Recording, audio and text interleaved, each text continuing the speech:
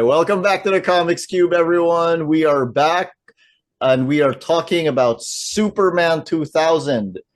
In 1998, Grant Morrison, Mark Waid, Mark Miller, and Tom Peyer submitted to DC Comics a 21-page proposal on how to revitalize Superman for the new millennium. That proposal is available online. We will put the link down below so that you can read along with us. And now we will be reading through the proposal and giving our commentary on it. Ready? Get set, go.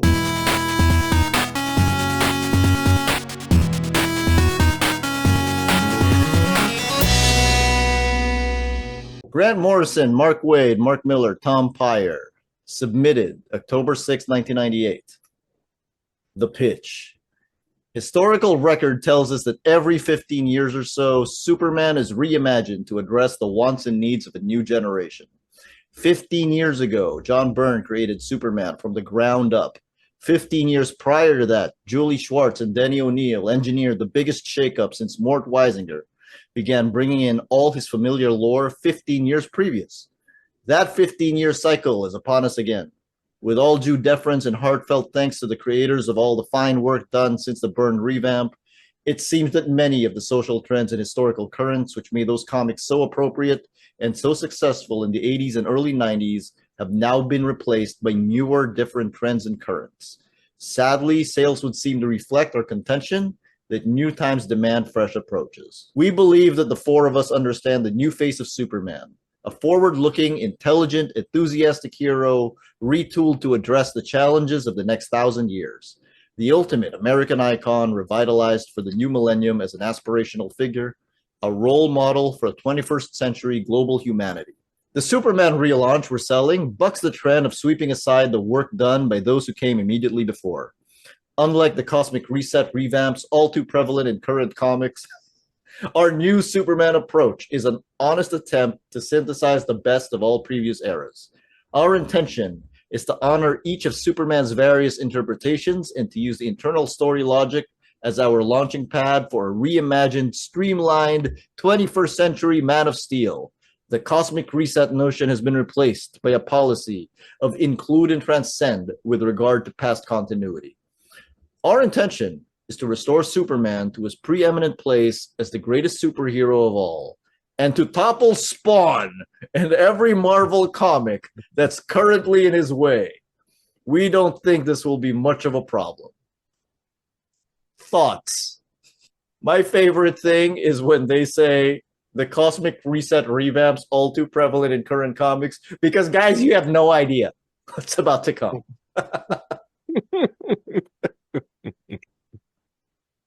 I love, we don't think that'll be much of a problem. That is Grant Morrison and Mark Miller, isn't it? That sentence. Yeah, absolutely. That is them. You also find it funny that of the four people talking about how to create the ultimate American icon, two of them aren't American. just like this Zoom call. That's a good point, yeah. Anyway, you think there's something to this every 15 years thing? I think there was when they first proposed this, when they did, there was. I think lack of courage on DC's part in not embracing what these guys were offering messed it up a bit, because they kind of ended up skipping it in 2000. Because the Loeb, Jeff Loeb, Joe Kelly run that we got in the end I liked it, but it wasn't really a huge reboot in the sense that this would have been. And the result was very bitty changes coming over the next 10 years or so that DC seemed reluctant to commit to. First we got Jeff Loeb and Joe Kelly and all them bringing back the Silver Age Krypton, and then that turned out to be a Brainiac trap. Yeah, I hated that so much. Yeah, and then we had Mark Waid's Birthright, which is very good. But again, DC seemed reluctant to commit to it and to promote it. Yeah. I think Mark Waid described it as he played Carnegie Hall and nobody came, which is a shame because Birthright's fantastic. And then almost immediately after Rebirth, there was, a few years later, there was Superman Secret Origin. Yes. So there was all these sort of bitty changes, and there wasn't a big statement like, this is what we're doing, this is the shape of Superman going forward, that this pitch seemed to have been, until 2011 with the New 52. But even though Grant Morrison's input in that, a lot of Superman 2000 went into that, but then the other writers seemed to have difficulty getting on board with it. And then they went back to the original time frame then for these reboots. And 2016, we got Rebirth. And then it seems we're back on track now with the every 15 years thing, It's almost like the New 52 was Superman 2000 11 years late, What do you think, Lamar? Yeah, I would to back up what Paulie was talking about. It's like you read the pitch, right? And then and I'm hoping somebody watches this and is like, well, wait a minute, Grant Morrison actually did that, right? Like later, And sometimes I think about that, and sometimes it's like, sometimes ideas have to find an audience, right? So I think that, I don't know if it was just, people being like, yeah, nah, we not feeling that because it might not have been the time for it for them, and then later, Grant Morrison ends up just getting the keys and they're like, hey, do your Grant Morrison thing, right? So I don't know, maybe like editorial sensibilities and things like that, and and all those kinds of things, like with company stuff and everything else. I guess maybe it just wasn't the time for it, but that's that's kind of how I wonder about that, but obviously there's some fantastic ideas that ended up on the page later, that we could see, but it's just kind of funny, like what people grab and what they don't when it's in front of them, sometimes. And I think sometimes it might just be a thing of like biases. Sometimes it's just like people can't see it, because that's always a thing, right? When you have an idea, not everybody's going to see what you see or That's see true. the value in it. And sometimes they have to let somebody else do it and then be like, well, why didn't we do that? And it's like, you could have if you just listened to me, like that's kind of a part of it. But it's interesting how we ended up getting it anyway, I think it was a real lack of courage on DC's part, Yeah. because I think it was the time for it. Like they say in the pitch, sales were down. And I Mhm. think the Triangle era, there was a feeling that it had run its course, as much as I love the Triangle I was era. gonna ask. Mhm. Well, I was gonna ask, did you think the Triangle era had run its course? Yeah. Yeah, I remember Yeah. feeling that at the time, Mhm. I have a few things to say about that, which is that I do think something like the Triangle era. Let's put this in context. This was around the time of Electric Superman, Mhm. right? Yeah. So Electric Superman, I do think there is a feeling that at that time they were just looking for the new thing to do with them. But also, Superman and Lois had just gotten married, and I don't know if that was the right moment.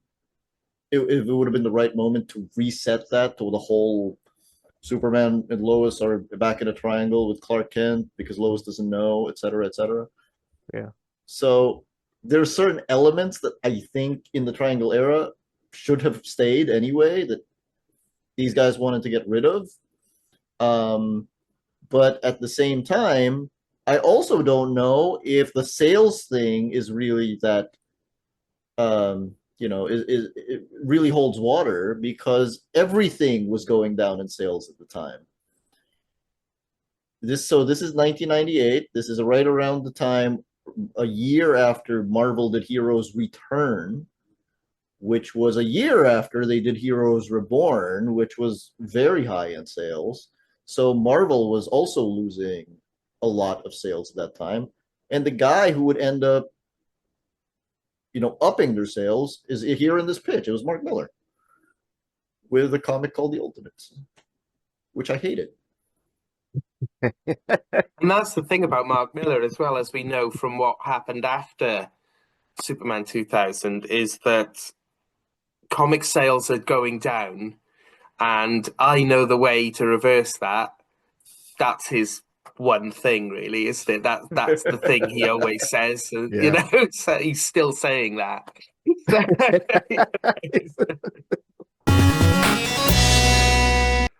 The concept. The key to the initial concept lies in a radical but organic reversal of the currently accepted logic of the Superman-Clark dynamic. In our interpretation, Clark Kent isn't what Superman really is. Clark is what Superman was, until he reached his teenage years and began to realize what all those years of soaking up the Kansas sun had done to his alien cells. Superman's story here is seen as the tale of a Midwest farmer's son who became an alien shortly after puberty. Suddenly, young Clark doesn't just know his ma and pa through sight, touch, and sound. He knows the exact timbre of their pulse rates. He can look at their DNA and recognize their distinctive electrical fields and hear the neural crackle and release of chemicals which tell him they've changed their minds about something. And he can do all this. He can scan the entire environment in an instant with levels of perception we can only imagine. That's going to turn anyone's head around a little. This is someone who, by any stretch of the imagination, is no longer just human, except for the part of him, the ethical humanitarian base nurtured by the Kents, which forms the unshakable foundation for everything Superman is. But who is what Superman can no longer be? Or in other words, not our own. Who, disguised as Clark Kent, fights a never-ending battle. As originally conceived by Siegel and Schuster, Clark became a cherished, poignant masquerade. Mild-mannered, thoughtful, humane Clark. When Superman is being human, Clark is his template. But this is a being no longer confined by gravity or pain or mortality. And his experiences as Superman are experiences on a level of existence we can only hope to imagine. So, in order to accomplish the transition to this new take on Superman more easily, our rationale is this. It's been established that Superman's powers are a result of solar energy saturating his cellular batteries. It's even been suggested that his powers will increase through time as he absorbs more of our sun's radiation. And that's just what happens. As part of his alien maturation process, Superman crosses a second critical threshold of solar radiation absorption and suddenly wakes up 3 times more powerful and 3 times smarter. This changes everything. I see a few things in here. The first thing I see is the beginning of All-Star Superman, which is exactly that. He gets super saturated by solar rays. I see, and I cannot believe the words that are about to come out of my mouth, Snyder's Clark Kent, because it's a bit more of a scary puberty thing, more of a mutant type thing, which is completely undone the moment they say that, he has good parents. Don't at me, people. Paul is right here. He's the only guy I fight with. So, those are the two big things, right? That I see there, and I think it's very interesting because it is a complete shift from Triangle era, from Byrne and Triangle era, where Clark Kent is the real persona. Because remember, when they did Whatever Happened to the Man of Tomorrow, right before that, they flat out said that Clark Kent was the disguise. He's just a persona for Superman to hide behind. So it's interesting that we're going to go back to that. A third thing as well. Grant Morrison's X-Men, new X-Men. They would Mm. later, or very soon after this pitch, Grant Morrison would use that idea of a secondary leap in power scale with new X-Men, where a bunch of the X-Men got secondary mutations. I think Emma Frost got one, and the Beast got one, and a bunch of other people got one. So this was obviously still in their mind when they went on to write new X-Men, I Yeah. think. Oh, that's where that started. Okay, because So, like I'm out to lunch on a lot of the X-Men stuff, but Yeah, I was gonna okay, say. I didn't know it started there. Okay, that's cool. Well, interesting too is that the interesting thing is to say who wrote which part of the pitch, right? Mhm. And I think this has Morrison all over it. Yeah. yeah. But it also has Wade as well, I think. Back to Clark being the disguise. Yeah. Yeah, absolutely. Yeah. But you're right. It's mostly Morrison there, I think. And quoting the radio show where Yeah, this yeah, guy's a yeah. stalker. Mhm. Yeah, okay, that's Wade. I'm gonna I go ahead mean, and say it. I'm not gonna be able to figure out what Tom Pyre did. I think you're right. Yeah, I think you're right. But I'm sure he did contribute a lot to this. I'm But sure, yeah. I don't think he's as easy to spot in this as the other three are. Well, I think it's hard because Tom Pyre reminds me of Wade to some extent. So if he did it, I'm probably gonna think Wade did it. That's true. Yeah, Yeah. Anything to add, Lamar? Yeah, I think that in this part of it, excuse me, in this part of it, it's like there's some stuff that you see, like you said, and we see it like in other things, but like when in the part where they're talking about Siegel and Schuster, you think about Action Comics #1, there's this whole thing where Clark is like, well, or Superman is like, man, I gotta kind of have this other thing that I can do when I'm not being Superman, Yeah. and so so that way I can get a job and I can work down here doing this, and I'm right here when the stuff happen, I can just go out there. So in a lot of ways, like the Clark as that's like the Clark Kent is like a device or almost like a job function, you know. And yeah, I think that, and I'm just kind of thinking about this now as we're reading this. When I was reading like those early Superman comics, I didn't really think about it like that. I just because you always kind of grow, you're growing up, and this is after the Superman movie with Christopher Reeve and Yeah. everything. So, Superman by the time, we all came along is already a part of like, American folklore and stuff, and it's a part of the American identity by that point. So, and my favorite Superman is like, I've said this before. I like the Superman where Superman's the real guy and Clark's the real guy, and there's no real demarcation between them when it comes to that. So, it's just interesting how that particular aspect of Superman can be portrayed in different ways, and it works, right? Like it's not like something that it's not a detriment to the character to play it like that, Right. or you could do it the other way and it works as long as it works within the context of what they're doing. And I just think that looking at this, and there's this highlight of like, okay, once he goes through this maturation process and he starts having his powers they kick in and stuff like that, and now you can't really call him human anymore because now he could do things that human beings can't. So now he's really the actual alien now. That's something that's interesting to me. Because I mean, obviously he was always able to do it, but I mean, but he's a kid, so his powers haven't manifested. And then once he hits puberty, now he's doing all this stuff. That's a cool angle to come at it with if you're gonna go that way. So it's like, he's a human until this happens. Okay, now you're an alien, so you kind of have to lean into that. That's just interesting to me. Does it feel a little too X-Men for you guys? Two what? Sorry. A little too X-Men? Two X-Men? Like Okay. he just suddenly he's a normal kid and then he has these powers that are kind of scary. No, You know, I think for me, it's the execution. And this is like when because it didn't come out this way, so we didn't get to see how they played it.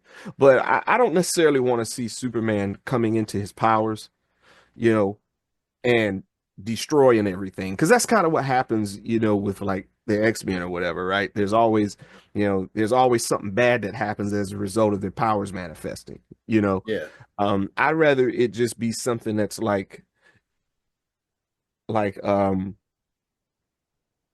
something that like an exploration, right? Because I think one of the things that happens with Superman is like he enjoys using his powers, like the yes, fact that and I think that if it can't, it should come from that spirit. If that happens, I think I'm cool with it. It's not quite the X-Men thing, but yeah, if like Superman just happens to look up and he blows the house up with his X-ray vision or something, like I'm not interested in that. yeah, You no, know? no, Yeah, Yeah, yeah, yeah, absolutely. Like, I love those panels scattered throughout the history of Superman of like teenage Superman or young Clark Kent lifting a tractor to his hmm parents' astonishment, or land's sake, Clark, how did you know my keys were behind the sofa? Or that kind of thing. And even in John Byrne's Man of Steel, you've got him like playing with his dog and then accidentally stepping over a cliff and realizing he could fly, Dragonfly. and yeah, and getting run over by a bull, but he survives. It's I think those moments are really lovely, and I agree with Lamar. It's about how you Yeah, pitch it that differentiates it from X-Men. right. Lamar, you want to read the next bit? It's all about Superman. Okay. Oh, sorry. Before you say anything else, Lamar, sorry about Yeah, this. yeah. Yeah, Can go I ahead, add bro. something else about that section? Is that okay? Yeah, go ahead. Mhm. Yeah, sorry. I just wanted to say as well that I'm I really love the idea of Superman having godlike powers. I'm a big fan of that, and if I had to choose between that and a more vulnerable Superman, I would choose godlike Superman. So would I. I Yeah, Yeah. because I don't like the animated series approach of bringing Superman's powers down a notch so he can be in peril. That's Because not their fault, okay? It I was know an it's not their edict. fault. I know. I agree. Yeah, you're right. It's not their fault. But that's a good example, I Yeah, think, of that Yeah. approach. hmm And I'm with Morrison on this. You just use your imagination and you amp up the threats and you make the threats bigger. And you can still have that sense of peril. I agree with that. I love Justice League Unlimited. There's one frame in Justice League Unlimited that I hate so much, and it is in an episode called The Balance, which is the episode where Amazo comes back, and it is an excellent episode, except for one thing. When Amazo is about to enter the Earth's atmosphere, there's a bunch of superheroes there to greet him, including Captain Adams, Prince Gavin Starman, and a bunch of others. And Superman, the only one in a spacesuit. Everyone else is in just their costumes, but Superman is in his spacesuit because for some reason we just all decided that Superman needs a spacesuit, and I hate it. Yeah, that's the probably, and I'm not going to make this a thing because I know we didn't come here to talk about this, but the whole thing about that Superman in that spacesuit, ever since they started doing that, I've been wholeheartedly against it because it don't make sense. If the man's powers come from solar radiation, he's in space. There's solar radiation all around him, right? Why you need a suit for, right? But I'm not getting into that, man. It just always looked dumb. You know what I mean? But Yeah, yeah, I feel you on that. Yeah, but even we like digress. again, we are digressing. We didn't come here to talk about this, but we should talk about this at one point. Even in a story we all like, which is Exile. He wears a gas, he wears an oxygen tank mask for the whole thing. And then it's a key thing that there's a puncture because now he can't breathe in space. Which, fine. If any team was gonna do it that way, then I'm glad it was those guys. But come on. He can breathe in space. Right. Or he can Like hold his breath. yeah. like to Paulie's point about the godlike powers, like I always wanted to see something where it's like Superman and him and Krypto are out in space playing catch. Right. And then like this alien invasion comes, and then they see Superman out there and he's annoyed because now it's like, man, I gotta stop playing with my dog to deal with y'all. And then they like, nah, we straight, man. We don't want to smoke. We leaving. All right. But so Superman is defined immediately by his increase in capability. This is a more powerful Man of Steel, a Superman with a much keener intellect and curiosity. Suddenly, there's more to learn, more to do, further to travel, and a greater responsibility than ever before. At the same time, one of the first effects of his increases in power is to make Superman a little more remote, but only as he takes time to understand the changes which have affected him. After the initial shock, Kal is more Superman than ever before, with a corresponding tight focus on the character and his incredible adventures. And now is the time to make Superman very definitely the star of his own book and to play down the sprawling soap opera subplots. Superman's character is one we all feel we know intimately. The scene with Superboy and the Grasshopper in Miracle Monday nails it beautifully. This could be the world's scariest living being, a detached scientific observer with the ability to experiment upon us all. Instead, this brilliant Kryptonian brain was introduced to the noblest of human values, and somehow those great powers were put to use in the service of an ethical code the Kryptonians would have been impressed and startled by. To that end, we'd like to balance out his battles with Brainiac and Luthor with stories which thoroughly explore those values, stories allowing him to return to his roots as a champion of the weak and oppressed, even more so than for Batman, Green Lantern, Flash, all his peers and contemporaries. Superman's job is to fight for and inspire those who cannot fight for themselves. His job is to make this world a better place and to help all men realize their potential as Superman. Further to this, it's important to keep in mind the Superman Christ parallels without being obvious and heavy-handed about it. Superman has to think differently from us, and when we see into his head, we should be shocked by the clarity and simplicity of his brilliance and compassion. This is a God sent to earth not to suffer and die, but to live and inspire, change the face of the galaxy by his deeds and reputation. This is the man who will take time out from stopping Mongol's plan to crash Alpha Centauri into our sun system just to save a drowning dog or dry the tears of a child. We also see Superman as the ultimate communicator, invulnerable to pain. He needs none of the physical postures we take for granted, and and so would be incredibly relaxed and open. Big smile, the instant handshake, the conviction that everyone he meets is to be regarded as a friend until he proves otherwise. Superman should be indefatigable and trustworthy. No more bad Superman or crazy Superman stories for a while. His curiosity and kindness are childlike in their purity, but he should also be frighteningly quick and clever. Combination of contradictory qualities adds to his slightly removed air. The eyes go vague when he looks at your electrical field for a second and gets the idea for an oscillating defensive force field based on the rhythms of your pulse rate.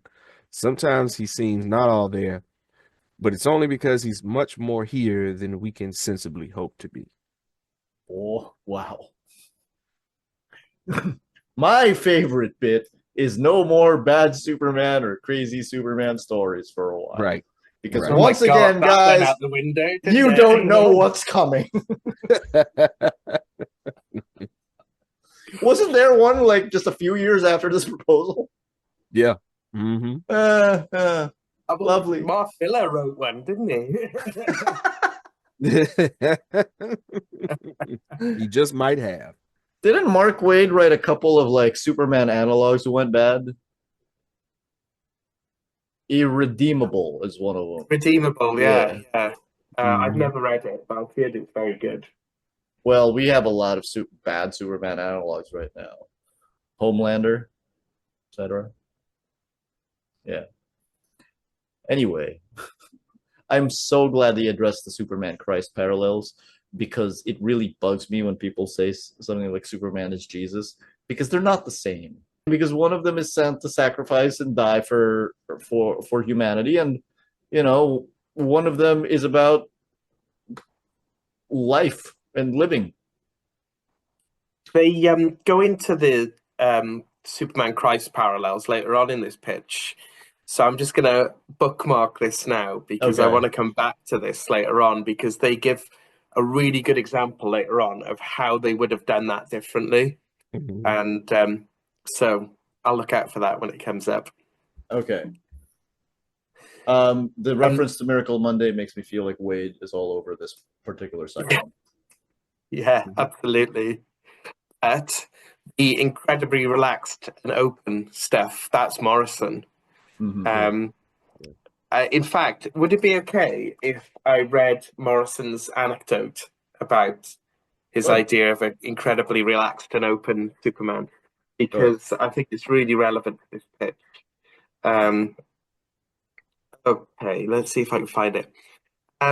So Morrison's talking here about, he was at the Comic-Con in San Diego, and he met a Superman cosplayer, and he describes it. Sorry, let me just. Can I start this whole thing again? Go Look ahead. at that. So,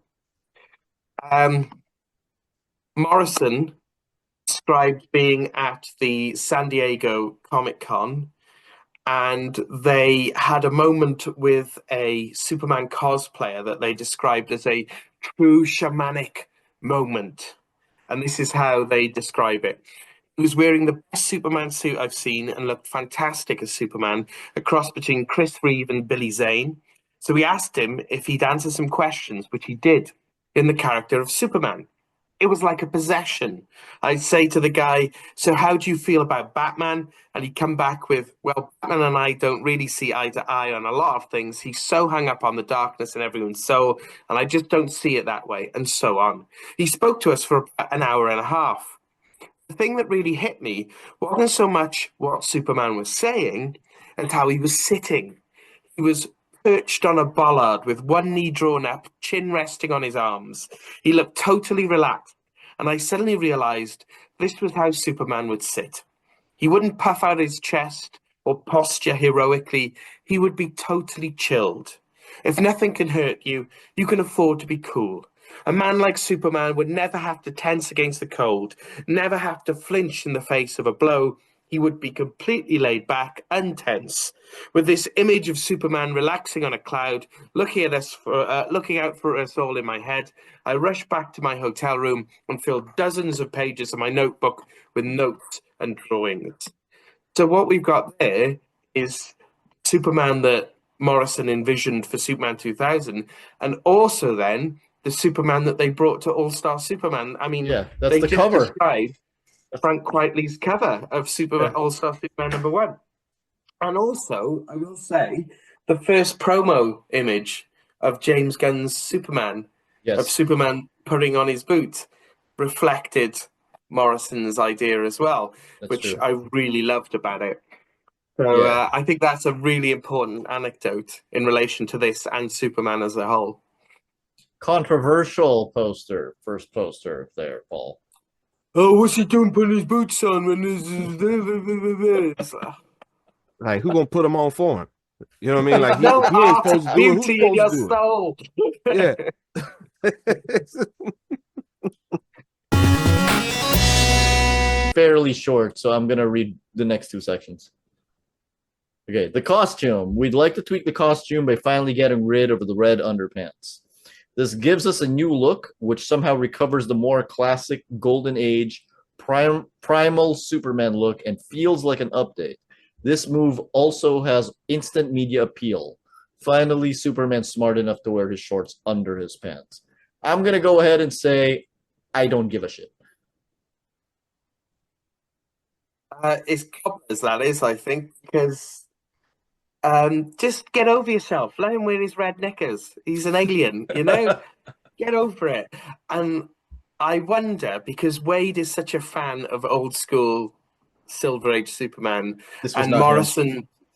Morrison put Superman in the red trunks during All-Star Superman. So is this Miller, I wonder? I would think it is. Probably Yeah. so. Yeah. Yeah, like look, no story has ever been about Superman's red underwear. It's fine. Moving on. Okay. The Lost Years.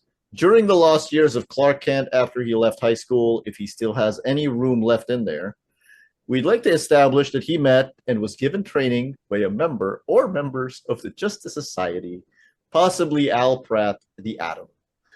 Since Superman in our currently operating time stream wasn't the first superhero, we'd like to restore his prominence by reaffirming that he is most certainly the greatest.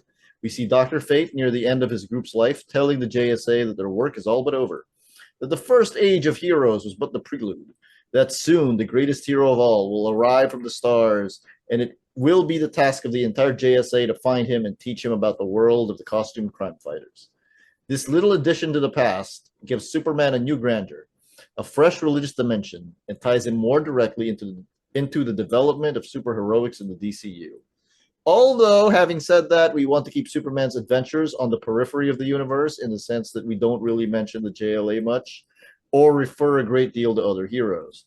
The JSA should be seen as some misty Olympian group of Supermen from the past, guys who are now dead, gone, or replaced by the greatest hero of all. At least in his own book, we want to reclaim that old feeling that Superman is the only superhero. It also seems mythically right that Superman should, at some point before he dons the cape, meet his predecessors, his John the Baptists, who have awaited his coming and now have a few lessons for the fledgling hero. And that, my friends, was written just for the three of us. Yes. Obviously, we all love that, right? It's interesting that the first name they put down is Al Pratt. I'm all for this because I love the character of Al Pratt, but if you read Al Pratt's Golden Age stories, they're terrible. They're really bad. They're really badly drawn stories. And apologies if there's any huge Golden Age Atom fans out there. But I really like the character, and I love the idea of this scrappy little guy, holding his own amongst the Justice Society, just because he basically his superpower is short man syndrome, right? Yeah, basically. That's it. Yeah. You know? And so again, I love this idea of him, very human, even when he's got his atomic punch, very human superhero training the greatest superhero of all time. I think that's marvelous. And it's a great selection because if you don't know anything about Superman, what's the one thing about fighting that you would think he would not be good at? Right? It's hand-to-hand fighting.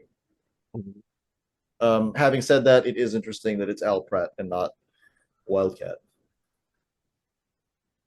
Yeah. Yeah. Yeah. It's a nice change though, because Wildcats trained everyone. Everybody. Black Canary, Catwoman, Lady Shiva, Batman, Batman. Everyone. Yeah. So I think it's nice that actually Al Pratt, possibly a more humble human character, trained Superman. I like that. We all love the JSA, but I do think the biggest JSA fan here is Lamar. So, who would you have wanted to see train Superman? I'm cool with Al Pratt training Superman. Yeah, I'm cool with that. Mostly for the same reasons that Paulie mentioned. Because Paulie's right, like his stories, they didn't put a whole lot of work into them, right? Yeah. And it seems like, like in the previous section you just read, they're basically telling the writers, yeah, y'all gonna have to step y'all game up and be more creative. Because it's that whole section just read like a call for writers to actually be more creative with how they convey what Superman can do. So it seems to me that in this particular case, the Atom would be a clean slate for that. So it gives you the opportunity to be more creative with him.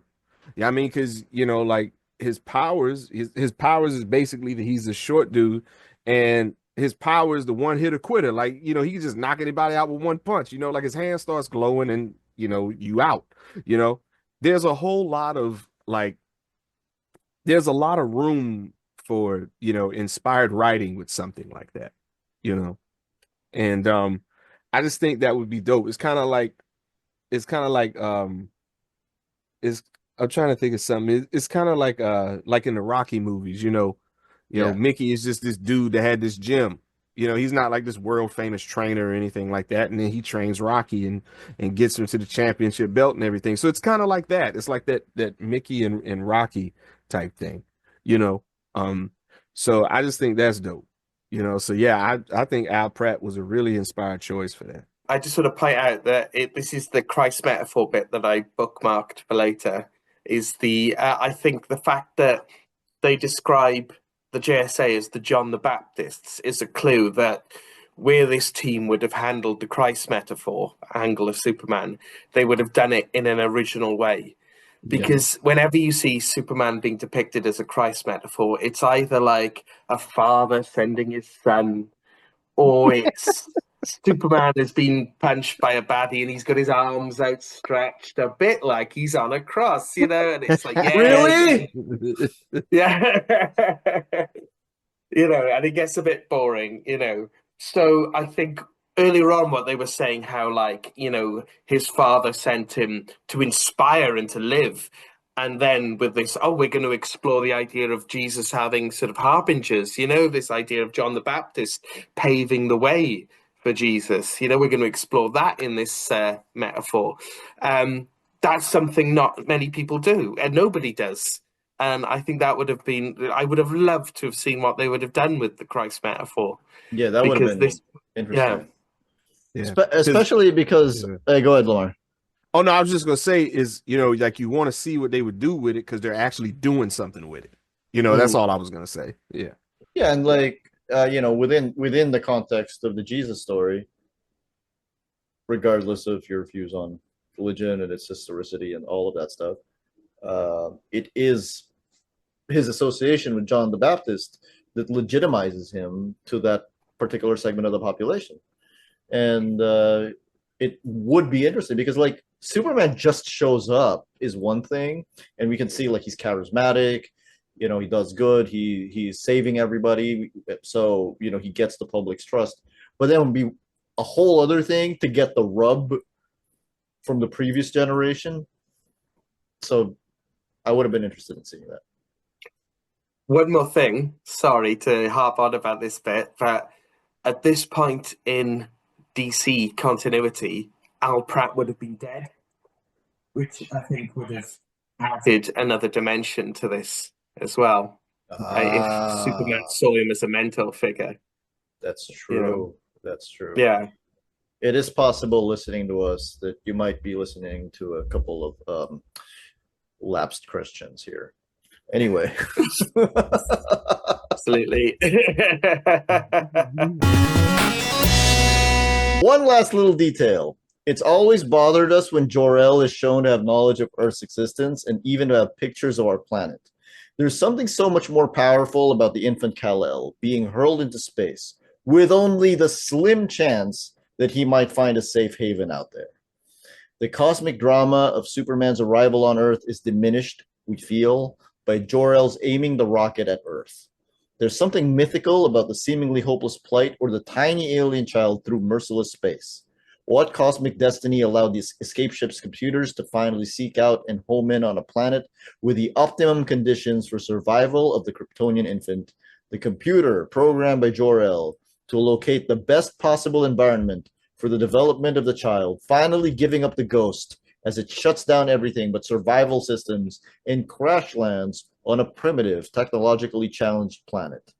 By sheer 1,000,000 to 1 chance, Jor-El's last desperate attempt to preserve his world, his bloodline, his people, this quite un-Kryptonian act of hope, is validated by Earth and by Superman's arrival there. For Jor-El to know of Earth seems to strip away the sense of miraculous fate. He's simply posting his kid off to a world where he knows he'll be great. I agree. I also agree. Yeah, and I love how Morrison later revisited this in All Star Superman with 2 words: desperate Last hope. scientists. Desperate hope. Yeah, yeah. Last hope. Well, 4 words then. Yeah.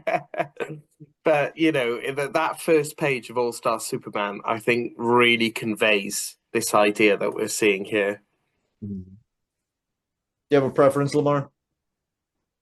I like it, being played like this, because, for me, it's like I don't have a problem with like Jarrell knowing about like Earth and stuff like that. I mean, he's a scientist that has all of this advanced technology and stuff. Like, so that makes sense that he would know about Earth. But I think that it kind of, I think for me, it's always been a little too calculated, right? With all of the other stuff that was going on Krypton and everything else, it was always like, it's like it's one of those things where it's like, okay, there's all this chaos happening around him. So it's like, so you just have already scoped it out to this extent, right? I think for me, it kind of loses something, if you do it that way. Even though he's a scientist, right? I just think that might be taking it a little too far. Like the rocket ship and putting it on a trajectory and just sending it out. That's enough for me when it comes to that part. Like, and just let the rest of it do whatever it does. There's also the other part of, scoping out the best environment to raise a child with values and stuff. We talking about, like in because I just, if you go back to Kansas, like for example, in the 1930s, it was a lot of wild stuff happening. Now I ain't gonna get into that, but it's just some of the stuff, you kind of have to cut it somewhere. You know what I'm saying? So I just think that, when it comes to that, it's just best that he just kind of ends up on Earth in that spot, because everything is random from the I'm with you moment here. he's, Yeah, I'm with you. yeah, it's like it's all random, even down to who finds him and where he crashes and who gets him and then what they do.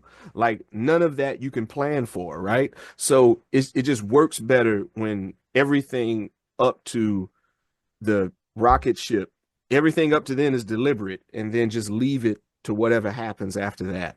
You know what I mean? I just think it works better. No, I agree with you because my problem with him knowing where he's going to end up is very simple. Given the DC universe as it is, you can't convince me Earth is the best place to send him to. It becomes an issue real quick. You absolutely can't convince me that Kansas is the best place to send him to. So it's better if he doesn't know where he's going. Clark Kent. Priority 1 is to make Clark Kent different from Superman. For too long, they've been exactly the same guy with zero contrast between them. Clark doesn't have to be an overblown drama queen wimp, but neither can he be so super successful he has the world in his pocket. We must not forget why he was created in the first place, to be a touchstone, to be the half of Superman which readers can actually relate to. Because we all, Jesus, especially comic readers, want to believe that even though we may be put upon and bullied by the world from time to time, we know what those who pick on us or look down at us don't. That if they could see behind our glasses, they'd see a Superman.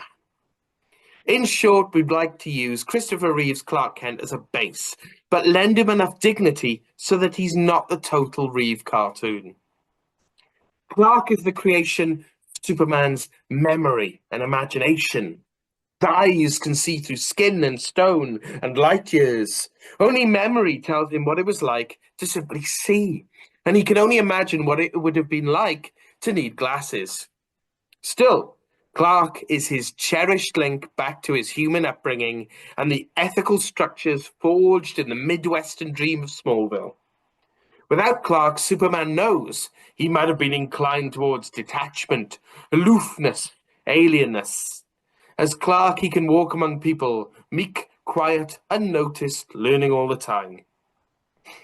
From this perspective, the secret's identity becomes something more like the human disguises gods would don, or the rags kings would wear when they wanted to walk among the ordinary and the merely human.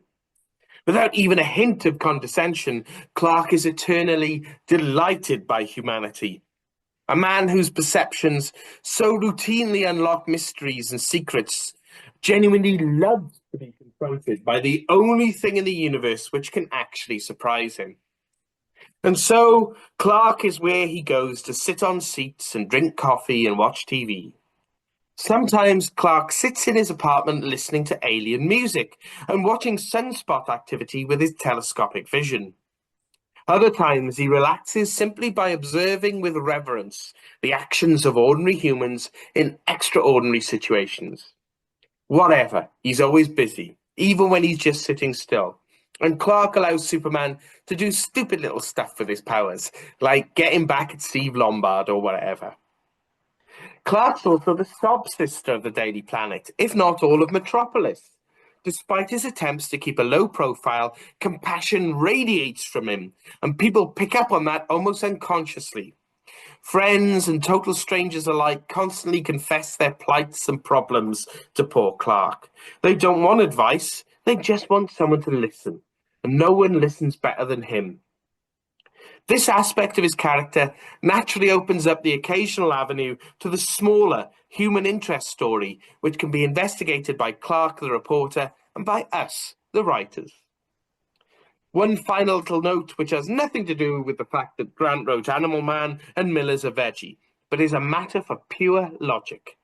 Clark eats beef bourguignon? I don't know how to say that. I'm not very cultured. The man with a code against killing eats murdered animals. Regardless of his farm upbringing, can we justify a Superman this aware and attuned to life in all its forms being a carnivore? There's no need to make a direct onstage issue of it. File this thought away. His diet would be beans, pulses, and windfall, if anything, and his body would be capable of extracting maximum energy from these simple foods, if not solely from the sun's rays. Why does he need to eat?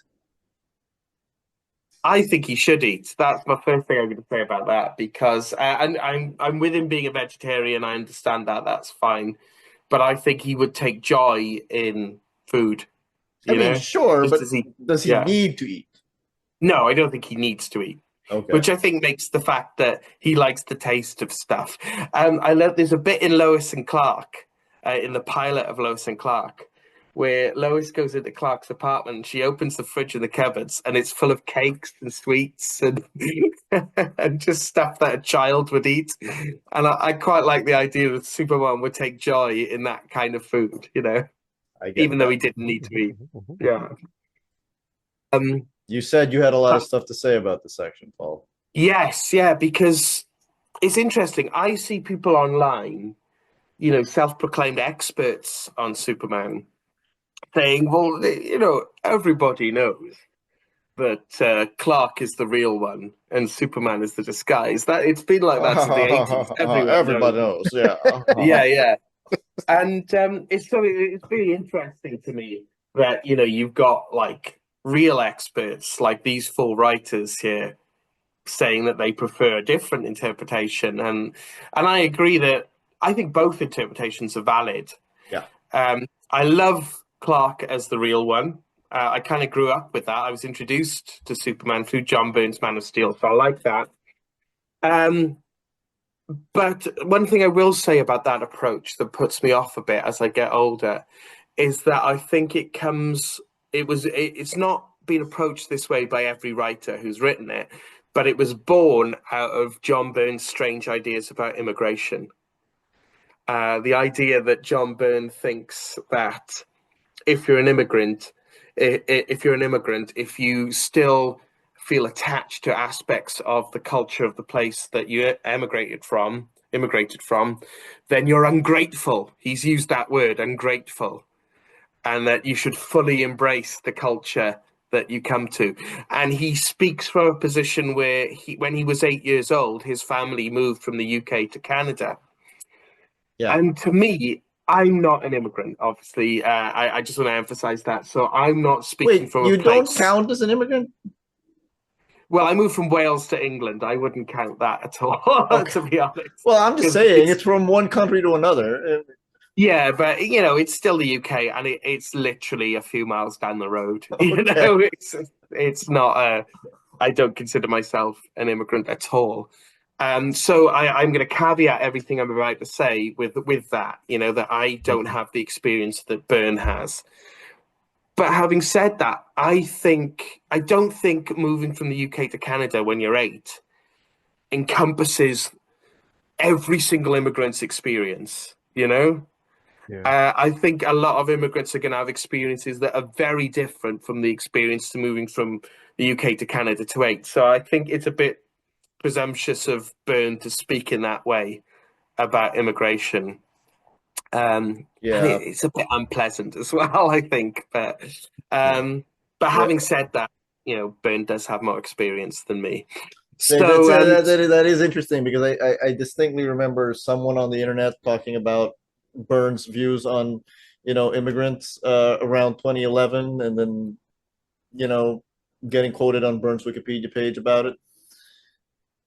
And then Byrne saw it and got mad at that guy. Wait, it was me. Really? That was you. Oh, wow.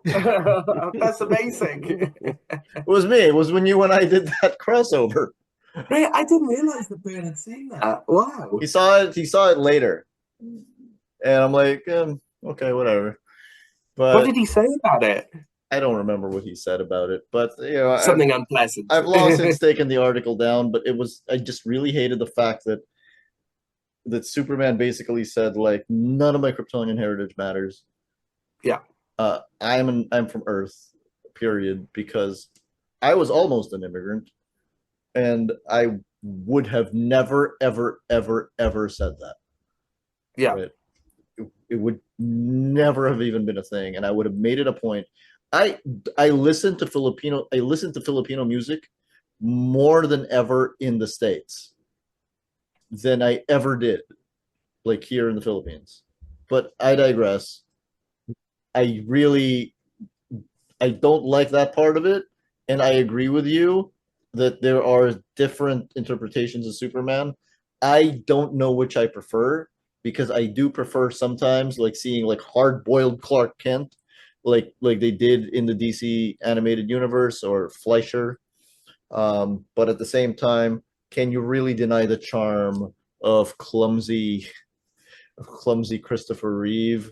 The real solution is to do what My Adventures of Superman did, which is have Clark Kent be genuinely clumsy. I like that. But I do think that both approaches are valid, because fundamentally, I think they're both the same thing. Because whether it's as a benevolent God who loves humanity, or as someone who considers himself one of us and has the very best of human values, it's still someone choosing to do good with godlike powers. And that's the core of Superman. That's the important core. So everything else is just it's just another way of adapting the same story for different audiences as time moves on. They're both fundamentally the same character, and I don't think it's the deal breaker that some fans make it out to be. Yeah, again, it's one of those things where this character has been around for so long. You're going to see different interpretations, right? And you may as well, like, you don't get to say, like, oh yeah, everybody knows, blah blah blah blah blah. Yeah, I think it's Because silly to say that. it's Yeah. silly, and you're depriving yourself. You are depriving yourself of the other interpretation, Absolutely. because that's also fun, right? Yeah. Having said that, do you actually have a preference, guys? I honestly like them both, with the caveat that I don't like where the Clark as the real one came from. Yeah. I like them both. I love All Star Superman, but then I watched the pilot for Lois and Clark yesterday, and I loved that as well. I love them both. They're both Superman. They're both the same guy. Yeah. Lamar, you got a preference? Nah, I mean, I pretty much, you already know how I feel. You know, Superman and Clark Kent, they both are the They're guy. both the guy. Yeah, they're both the guy. You know, and I think that that's kind of hard sometimes for people to get because they have this ideal of Superman, and it's almost like Clark is like everything that Superman's not. Yeah. And it's like, why would that make sense? Because, you know, the Clark part of him he got when he was a kid, and depending on the continuity that you're looking at, he didn't have powers as a kid, right?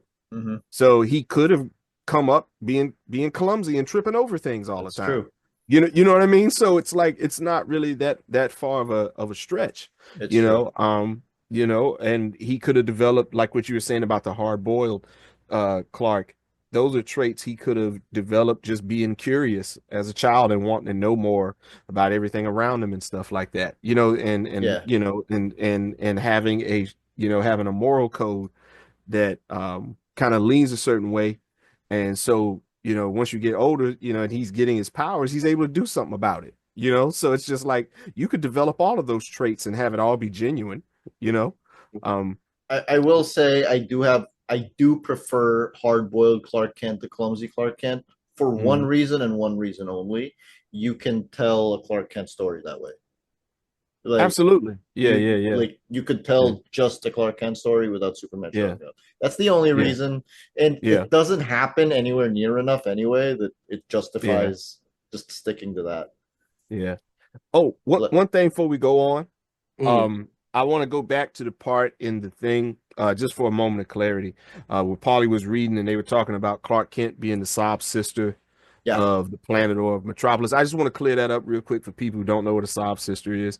Basically, there was this author back in the early 1900s named Irwin Cobb, and he was covering a story about a man named Harry Thaw who killed an architect um, on the rooftop of the guy's name was Stanford White. He kills him on the rooftop of Madison Square Garden, like in front of people, right? So his trial was like O.J. Simpson or the Menendez brothers or whatever in 1906. Like they call it the trial of the century. And so there were these four women reporters that were covering the story. And as they were covering the story, they were trying to play on the sentiments. Well, not play on the sentiments. They just used a lot of like sentimental language when they were covering the story. And so he took exception to that. And so he talked about those women in his commentary as using this syrupy language and stuff like that. So he referred to them as sob sisters because they were trying to play on the well, not play on, but they were trying to convey to humanity in a way that I guess he didn't approve of. So he coined that term sob sister to refer to that, and it ended up being in a lot of ways a pejorative for like for women reporters and stuff like that. And basically it just means somebody who writes in a way that's meant to be sentimental or to pluck at your heartstrings. So I just wanted to put that out there real quick so people knew what that meant. Yeah. And you get No, so I just got one more observation about something Lamar said about Lamar saying that they're both the guy. Clark and Superman are both the guy. I think Superman is Kryptonian side. He's the son of a scientist, right? Mm. And you get that enormous curiosity, and they talk about it in here with the grasshopper stuff and the wonder of humanity. The joy that Superman takes in the wonder of humanity. So he's got this curiosity from being a son of a scientist, but he's also got this enormous compassion that was nurtured by the Kents, his human side. Now that feeds into Superman, but I feel like that feeds into his job as a reporter, right? You've got to have curiosity to be a reporter, but you've also got to have empathy and compassion. So that's both sides there feeding into that aspect of him. And I think that's quite significant. Lois Lane, Mrs. Superman. Lois brings us to the second major phase of our approach. Everyone's in agreement that the marriage and the emphasis on soap opera no longer seems to be working as well in the current market as it once did, and that a major part of our imperative should be to restore the Clark-Lois-Superman triangle.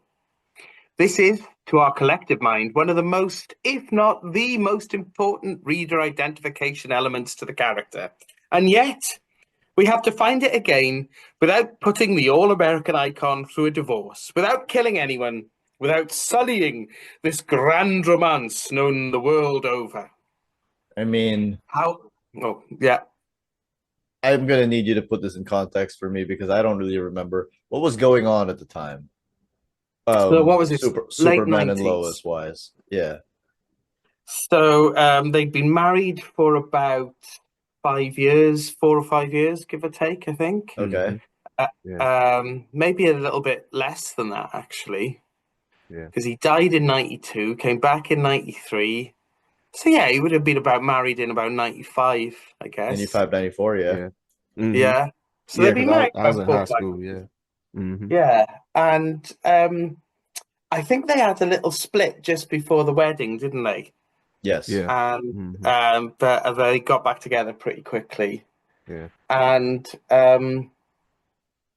yeah, I think that was just it, just sort of newlywed bliss for a few years. That's all they really had. I mean, there was because I'm not like super familiar with the arse end of the triangle era, you know.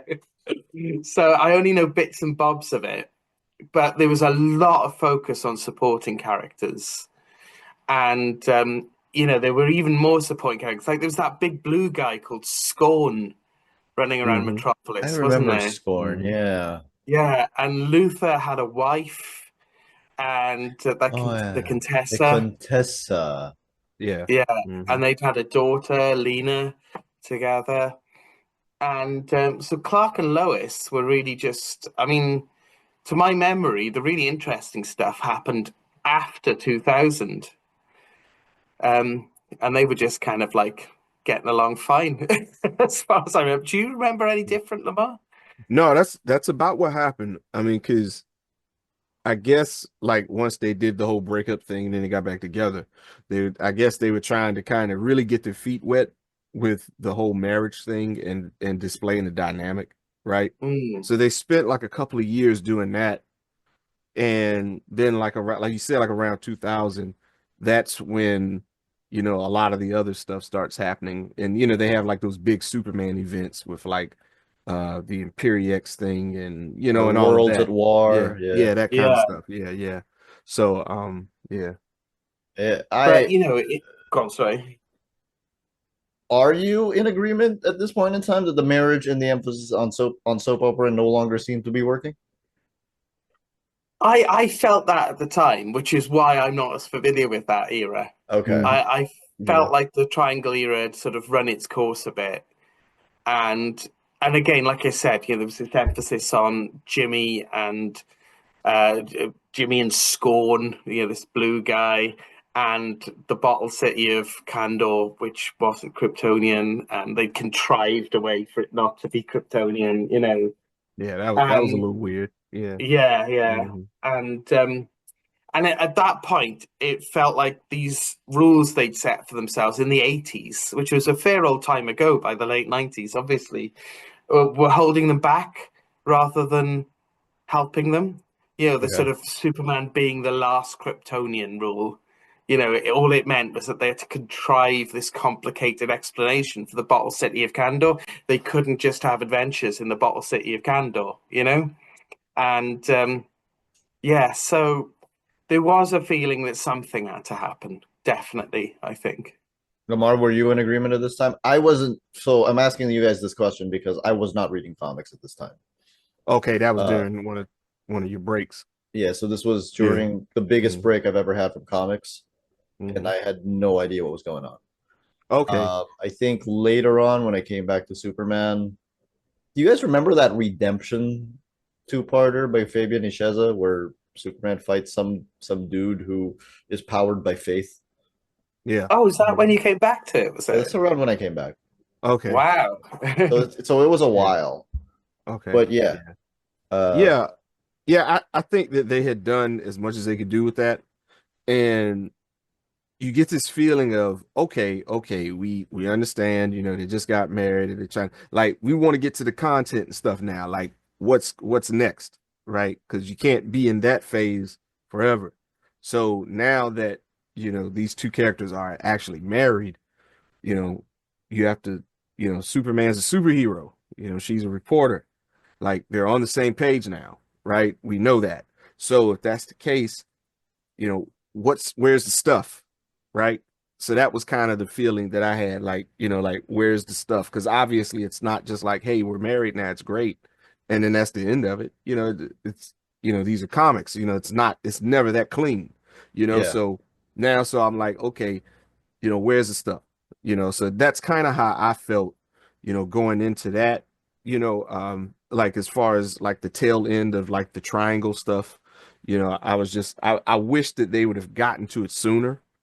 That's kind of the feeling I had. Like it didn't make me want to stop reading it. I just was like, yeah, come on, let's go. You know, This was right after Electric Superman, wasn't it? yeah, uh-huh, Yeah, Okay.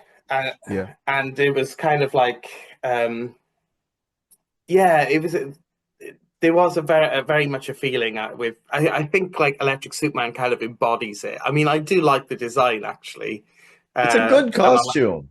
it's a good costume, but it kind of embodies that feeling of that particular era of like, hmm yeah, we've killed him, we've brought him back, we've married him, we don't know what to do.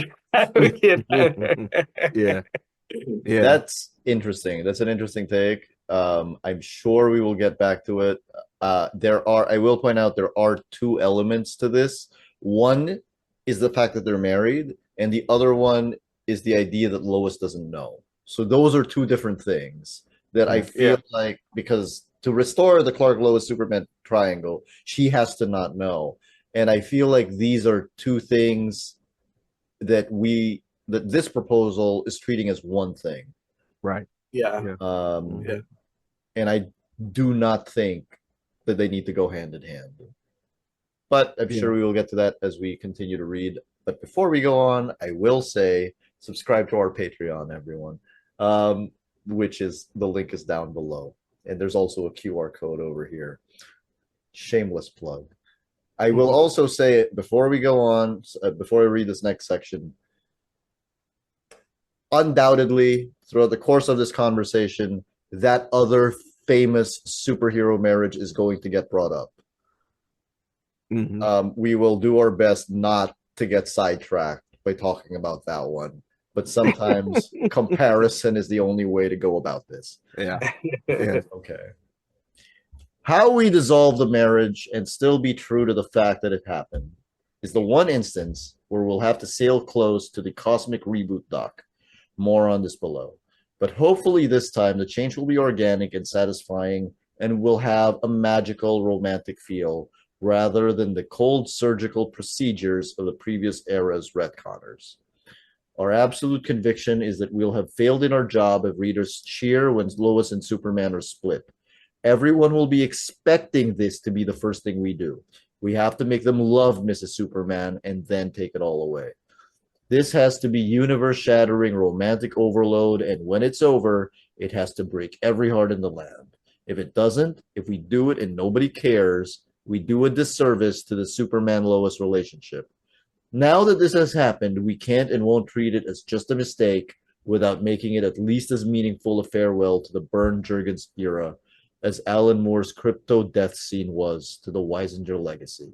We honestly feel pretty strongly that Lois Kent and the marriage deserve our best efforts before we get rid of them.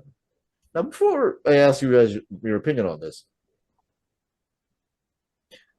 if they manage to, in fact, make this really, really emotionally engaging before they end it, wouldn't the publisher then say, "Oh, hey, people are loving this. You can't split them up anymore"? Yeah, I mean that's what happens in comics. That's what happened yeah, with recently with Jonathan Hickman on X-Men, wasn't it? hmm He came up with this plan for the Krakoa era, and the people above him were like, "Oh, hey, people love the Krakoa era. Don't finish it." Yeah. Yeah, so that's exactly what would have happened, I think, if they had been successful in making us care about the marriage. But also, there's the idea that like if you make it that engaging, why do you want to get rid of it? Like, what are you gaining by getting rid of it? Why are you gaining by making it engaging before you get rid of it? Yeah. hmm You're like fixing something and then breaking it again almost, isn't it? Yeah. Yeah. It's like, it's kind of like how it makes me think about like the first time Wolverine pops up in his brown costume, Mhm. which is my favorite Wolverine costume. But uh, he's literally like in one panel and he's drinking a beer or whatever with his feet kicked up, and somebody walks in and is like, "Man, you got a new costume." And he's like, "Yeah, you want to make something of it?" And they're like, "No, not really." And that was just kind of the end of it, right? So, so sometimes, and I know that this is a different thing, but what I'm saying is sometimes I wish that they would take that approach more often with stuff Yeah. and just accept that, we're doing something different. We won't be doing that anymore. And then, because sometimes a clean break works, right? So I think that sometimes it should at least just be put on the table. Like, what would happen if we just did a clean break here and just started doing other, like I think that sometimes ideas can flow better that way. Not so much that they have to do it, but just that, you sometimes you get better ideas than getting all this convoluted stuff. Like they made that mistake during the New 52 era, like with the Hawkman stuff, for example. It's Mm, like, his stuff is always convoluted because they're always trying to do all this other stuff and then having to explain things. And it's like you don't fix it by making it more convoluted. Like that's not how that works. And yeah. so, and it's one thing if it's a problem, but with something like this, it's just like, okay, you're gonna throw all of this effort into this, and then you're gonna pull the rug out from up underneath people, right? So it's like, okay, now how do you do that without making people walk away, right? Because that's kind of the risk you run, you It's know? true. Yeah. Imagine if in the lead up to Crisis on Infinite Earths, they said, before we consolidate all of the Earths, let's make every Earth look really cool. Mhm. Then you wouldn't have to. Yeah. Yeah. Yeah. Do you Your know turn. what? Yeah, go ahead, Tom. Well, I'm just thinking, like, I don't think the love triangle works anymore. And that's just not me guessing. I think we've got like two big case studies that we can use as examples of that.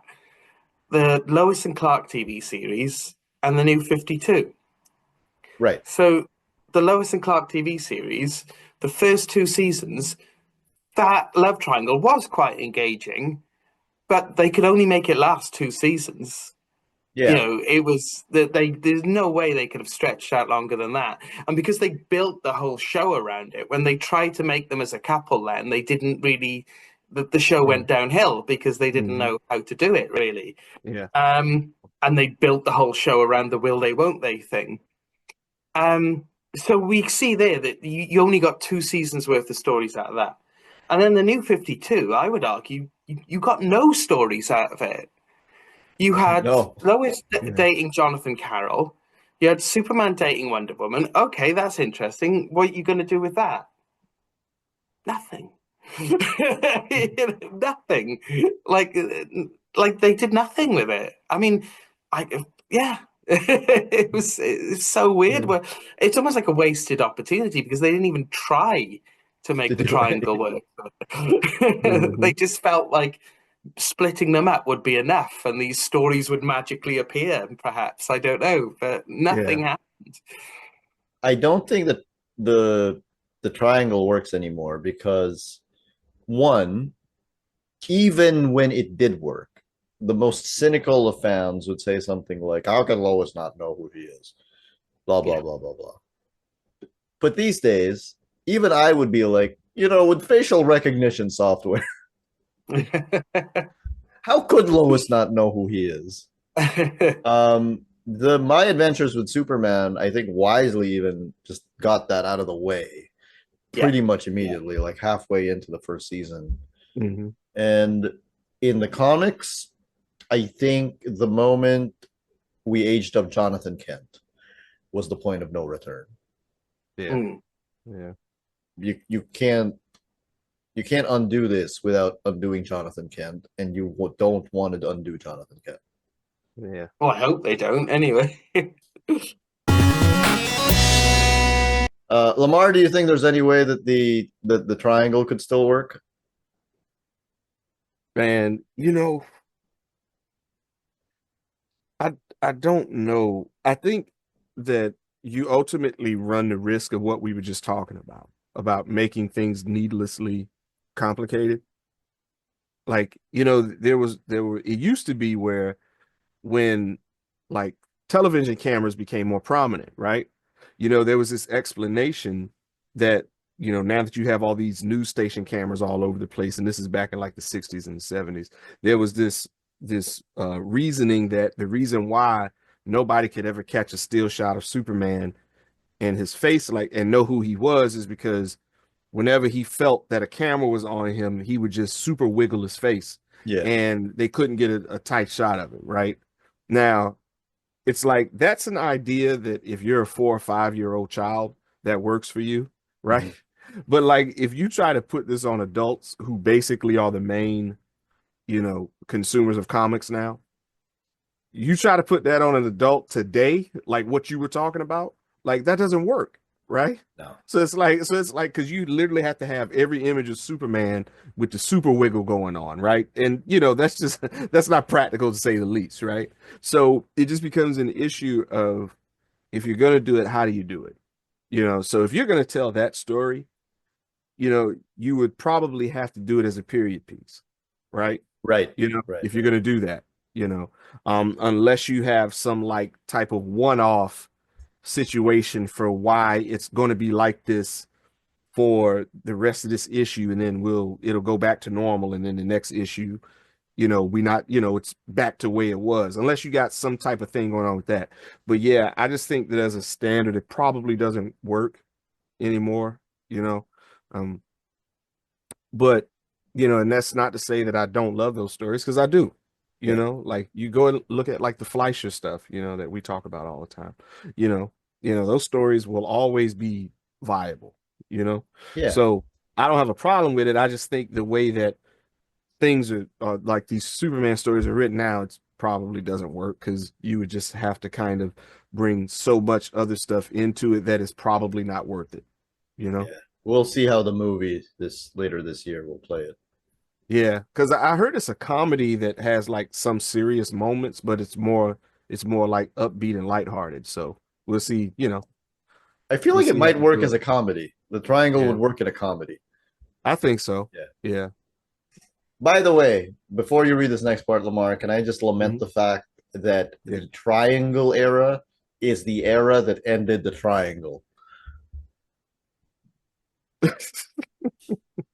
That's true. The triangle era is the era that ended the love triangle. Yeah. Oh, that's true. I never even thought about that. But yeah, you're right. The first thing we must do, however, is shake up the relationship and define its quirks and boundaries anew. Stage 1. Split Clark and Lois by sending her off around the world as the planet's foreign correspondent. This gives us a whole new arrangement of relationships to play with. See the planet staff section below. Lois and Clark are now physically separated. They still meet often, taking the occasional romantic weekend in the revamped Fortress, see Fortress section below. He makes her breakfast in bed in a matter of seconds with ingredients from all around the world, waltzes with her through the Aurora Australis, etc. A dream and idyll, but for their own amusement, they play a game whenever they meet as Clark and Lois, sniping and sparring like Tracy and Hepburn. Lois and Clark thus become a little edgier, while the love of Superman and Lois becomes grander and more heartbreakingly poignant. As we approach mid-year, we unleash our big story, with big story being capitalized. The unthinkable has finally happened. Luthor and Brainiac, working together, have finally unearthed the secret of Superman's dual identity, and they tell the world. And what good is being physically separated when he can just be there all the time?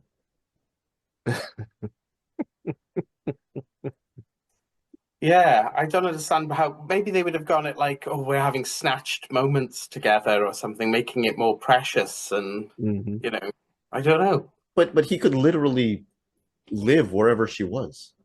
Yeah. Like, I don't know. I kind of feel like this is a very solvable problem. Yeah. I mean, he doesn't even have to really live there. I mean, she could just be like, yeah, what's going on? Yeah, I need you to come through real quick. And then before she hang the phone up, be there.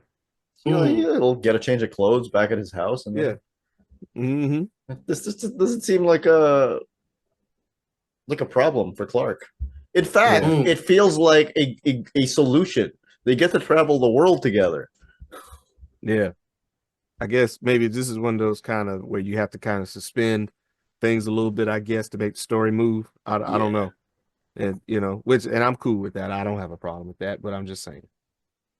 Does this strike anyone else as Grant Morrison? This sounds like All Star number three. No, Yeah, All Star yeah, number two. yeah, Yeah. yeah. The All-Star number 2, yeah. I do feel that way.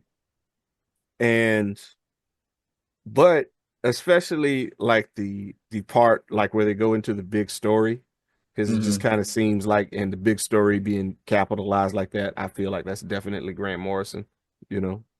Yeah. Yeah. Yeah. But I feel this drive to bring the love triangle back is Wade. Yes. Um, 100%. because Yeah. yeah, I think is very telling that, and this isn't a complaint because I love his current work and I wouldn't change it, but I think it's very telling that he doesn't barely writes Lois when he writes Superman these days. She's in Last Days of Lex Luthor, but not that much, and she's barely in his Action Comics run so far. And of course, the upcoming issues are going to be set in Smallville, where Lois didn't play a part at all. Yeah, Lois won't even be in it, theoretically. Yeah.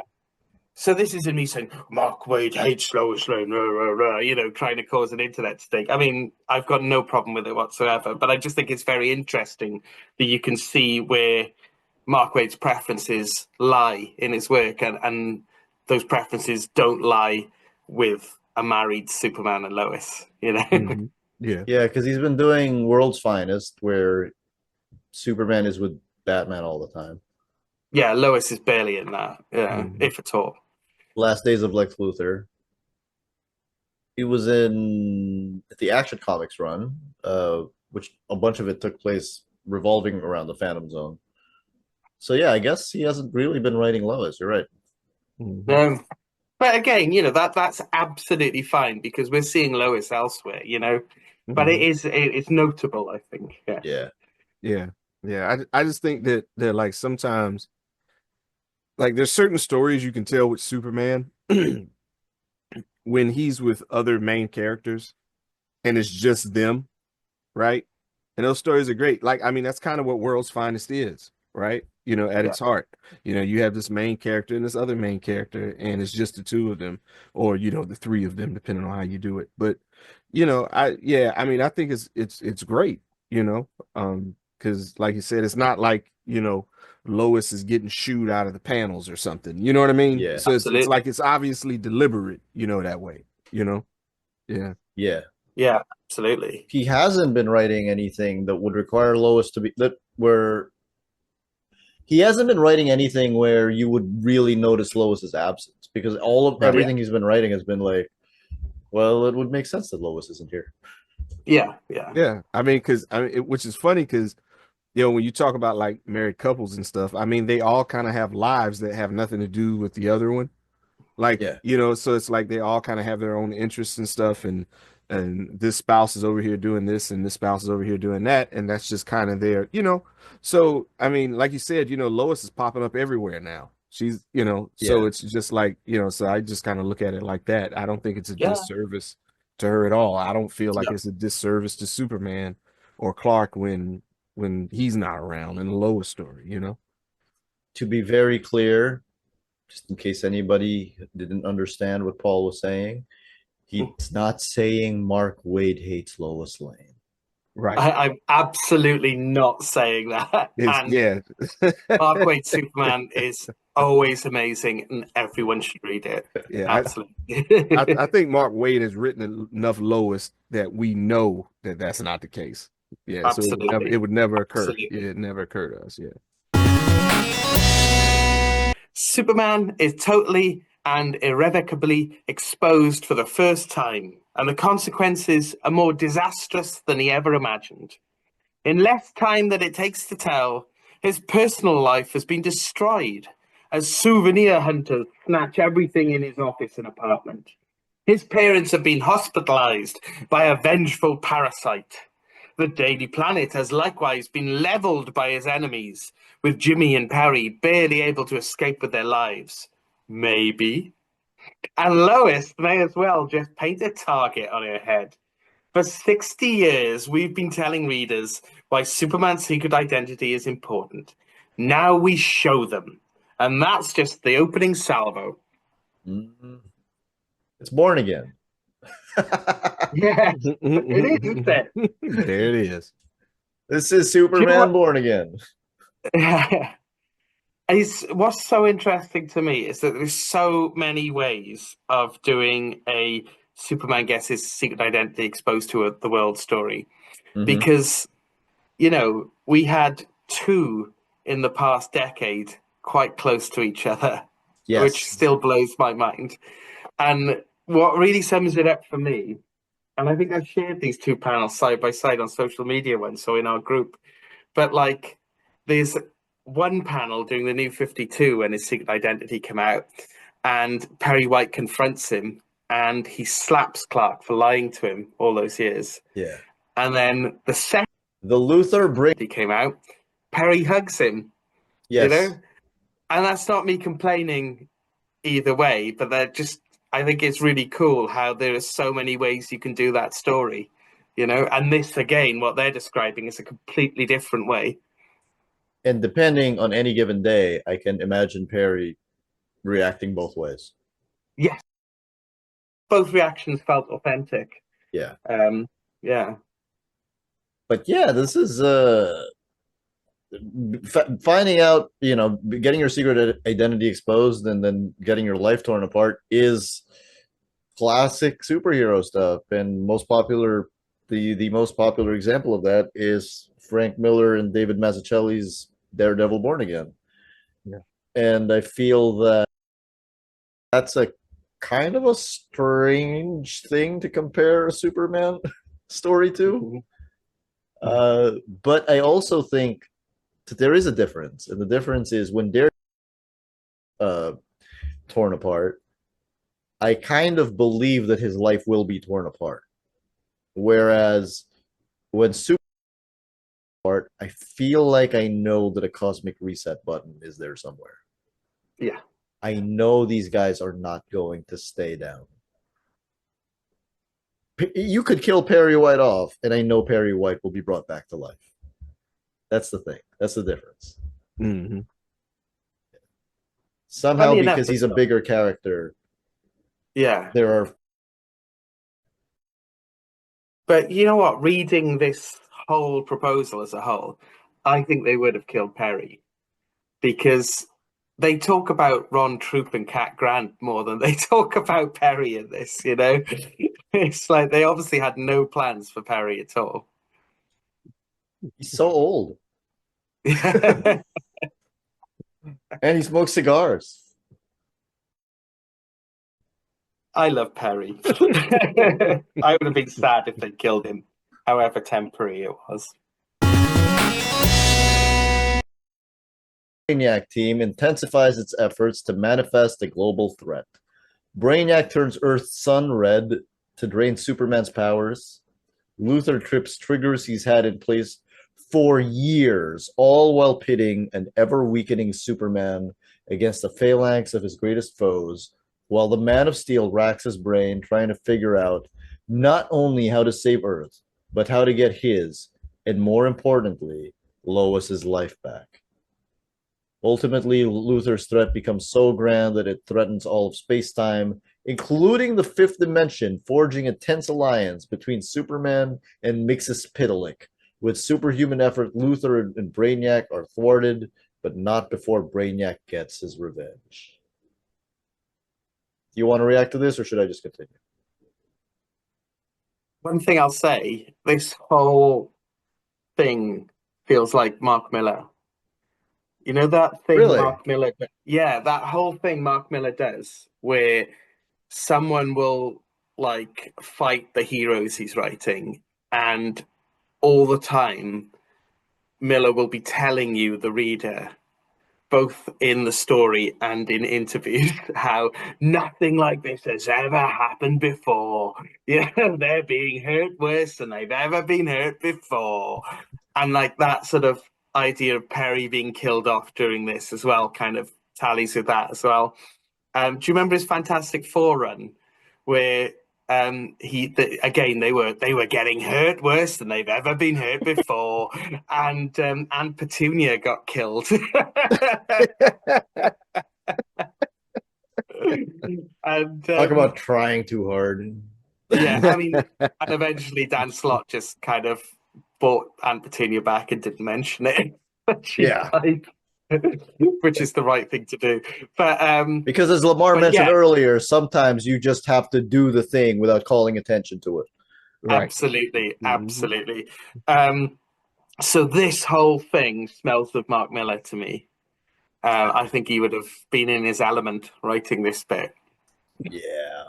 Well, you asked if I remember his Fantastic Four run. I'm going to go ahead and tell you I haven't read much Mark Miller. Okay. And the reason for that is because I've read some Mark Miller. Yeah, it's totally understandable. Like I said, cheap shots, you know. Memories, as science is only now theorizing, and Brainiac is known for years, are not electrical in nature. They are, in fact, actual chemical deposits in the brain. And what is chemical can easily be turned to poison. Brainiac has adjusted Lois's chemical memory, Clark's secret identity, so that it's killing her. The poison memory can't be removed. It can conceivably be masked. Superman has more than one magical ally who could erase Lois's conscious memory of his identity, who could facilitate a reality in which Clark and Lois were married without Lois being aware of her husband's double life. But deep down, Superman knows that's too risky. He can't live with her, can't be her husband, can't share her life. She's too sharp. No matter what he does, no matter how on guard he is, she'll stumble onto his secret eventually, and when she does, it will be the death of her.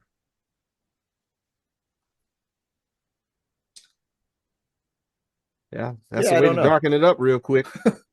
You know? Yeah, I don't know. That sounds like a Grant Morrison thing. Mm-hmm. Because Grant understands science. Yeah. But yeah, that is pretty dark. And I still don't think it would work. I still think she would eventually find out. Yeah, it wouldn't work. It's interesting, though, that they kind of used that recently, sort of, with putting the genie back in the bottle, with erasing the world's knowledge of Superman's secret identity, because in a recent Superman comic, Superman and Lois don't know that Luthor's taken these measures to erase everyone's memories, and he walks up to Perry and acts like Perry already knows and stuff, and Perry has a stroke because sorry, that's not very funny. It's not funny at all, but okay. It's okay. I mean, we there now, he's fictional. so it's okay. He's a fictional character. It's true. That they've kind of used this poison memory idea in that context relatively recently. Yeah. I wonder if it was a coincidence or whether it was directly inspired by this. Probably a coincidence. Yeah. I'm going to go ahead and say. Yeah, if I had to guess, that's what I would say. Yeah, you're probably right, yeah. With no other conceivable option, Superman turns to Mixie's Pitlick. Sure, says Mixie, I can fix this, but only by altering history so that she never knew. So that there was never a memory to poison. Unacceptable, says Superman. You have the power to fix this more simply. You don't have to go that far. Untrue, Countess Mixus Pitlick. Despite what I may or may not want to do for you, when I'm in the third dimension, I'm incapable of doing anything but mischief. How do we feel about this? Because I also feel that that establishes a new rule for Mixospitalik that was never really there before. Yeah, it's a bit contrived, isn't it? Mm-hmm. Yeah, like all of a sudden, like this is this extreme solution, but it's the only solution I can do because I can't do anything else. Yeah. Yeah. And then it creates a situation too where it's like, okay, if the only thing you can do is mischief in the third dimension, and you're doing this thing that you're saying is mischievous, right? You know, so if you do it and you remove the memory, you still will probably have the memory because it's mischievous, right? So it's like, what's the point? You could pop that back out anytime you want. If once you decide that, putting it back out there is more mischievous, then it just, so it's like you could literally mess with this dude in perpetuity, right? Yes, So then it becomes a situation where it's like, how do you resolve that? Like long term, you know? exactly. And it's like he'll always have this over Superman forever. Yeah. And I feel like Superman would not do this. Yeah. Yeah. Mm-hmm. I mean, this undermines the whole Superman always finds a way thing that both Yeah. Wade and Morrison do so well. Right, it's weird. Yeah. Yeah. Yeah. Yeah. It's kind of, is it weird. paints you into a corner, like even if you don't see it coming, the corner's there, This is the where I bring up the fact that this is one more day. Spider-Man One More Day is what split up Peter Parker and Mary Jane Watson Parker. Instead of Mixospitalik, it's Mephisto, and instead of just Mary Jane, it's the whole world. Although that is a different spell, right? Yeah, that is a different spell. Yeah. The splitting up of Peter and Mary Jane was very negatively received by the fans who were reading it at the time, which affected a lot of the online discourse, a lot of the discourse about after that when Peter was now single. The difference is that they did not remove Mary Jane's memory of Peter's identity. And also the other difference is the fact that they still lived together and they still had a romance. Basically everything else happened except for the wedding. But it is interesting to me that this was proposed like what, a whole decade before all of that happened. Right. I'm going to ask you guys a question which has been asked to me, and I think I know the answer, which is, why is it okay if Superman is married, but other characters such as Spider-Man, Batman, etc., it doesn't really make sense? Or you would prefer them not married or whatever? So for me, it's because it gets to a point with Spider-Man where it's irresponsible.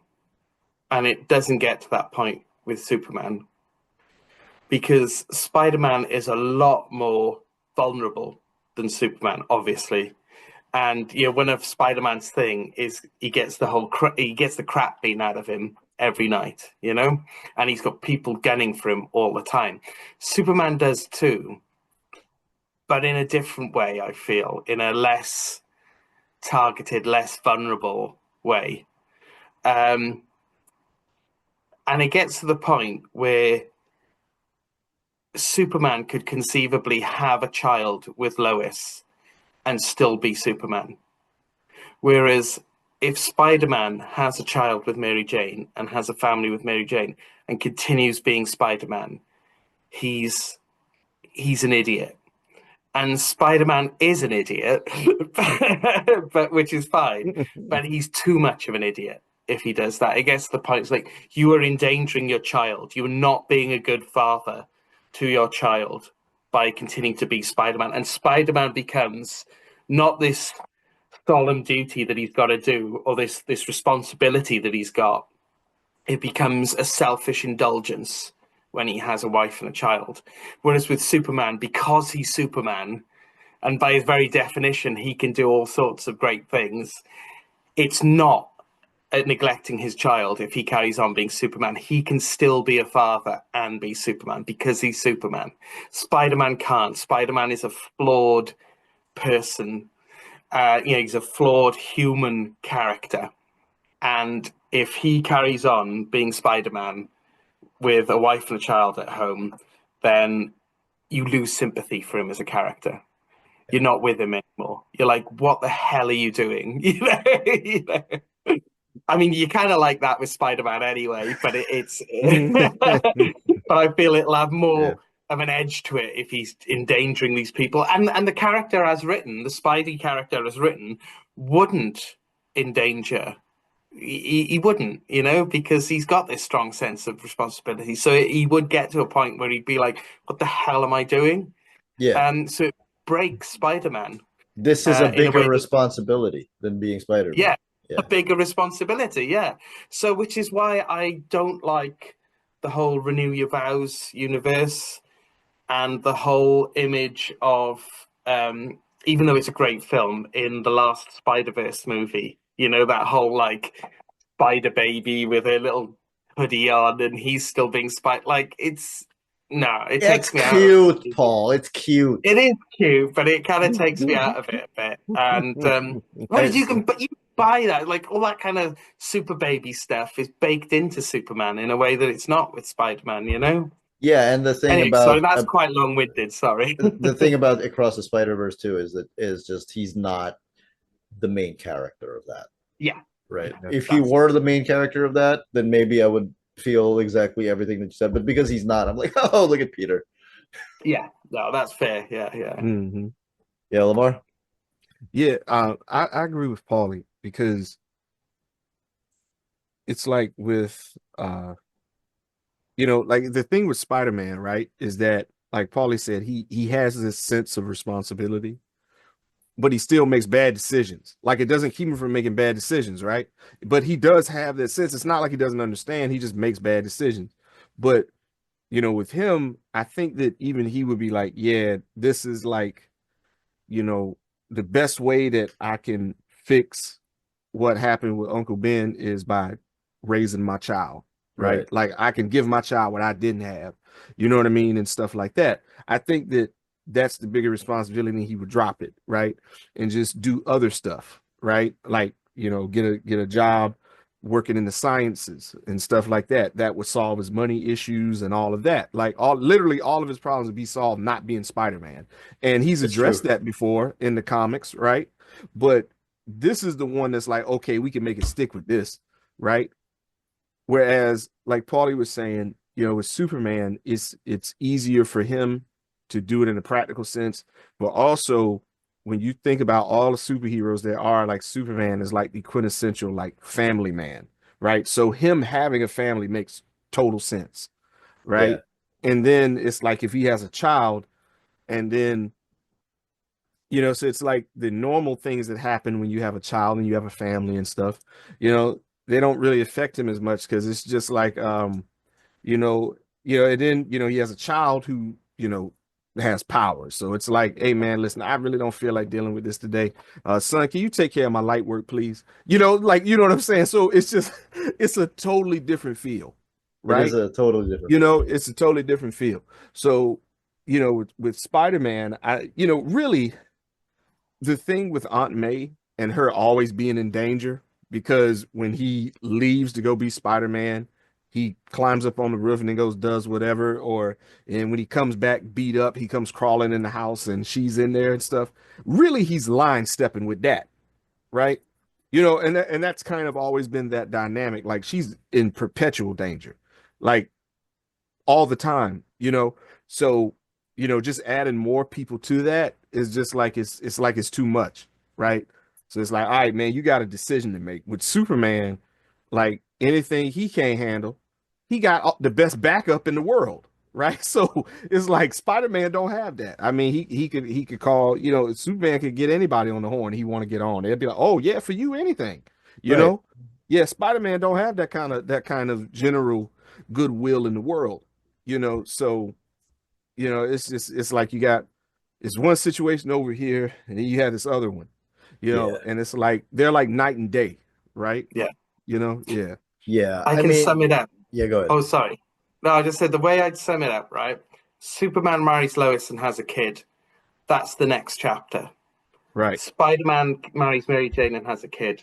That's the happy ending. That's the Yeah, end. yeah. Yeah. Yeah, That's the the end. Yeah. ball game over. Yeah. Yeah. Mhm. And we've seen that. I mean, like, as soon as like the actual Superman 2000 happened, when Jeff Loeb and Joe Kelly and the rest came on, we got a lot of great Superman and Lois stories Mm. based around the marriage. You know, there was a lot of interesting stuff. And then John Kent was the next step, the next chapter. You know, we've had some great stories with Superman, Lois, and John Kent. So, but you know, you wouldn't get that with Spider-Man, and you Yeah. didn't get that with Spider-Man. Yeah, definitely not. Yeah. Yeah. My thing is that that's a question I got asked a lot. And the first thing I say is they're not the same character. And I do not agree with a previous DC publisher saying that no superhero should ever get married. Yeah. That's just wrong. But they're not the same character, and it's just not it feels completely different. The other thing I will say is this. Superman is a character who from day one was tied to Lois Lane.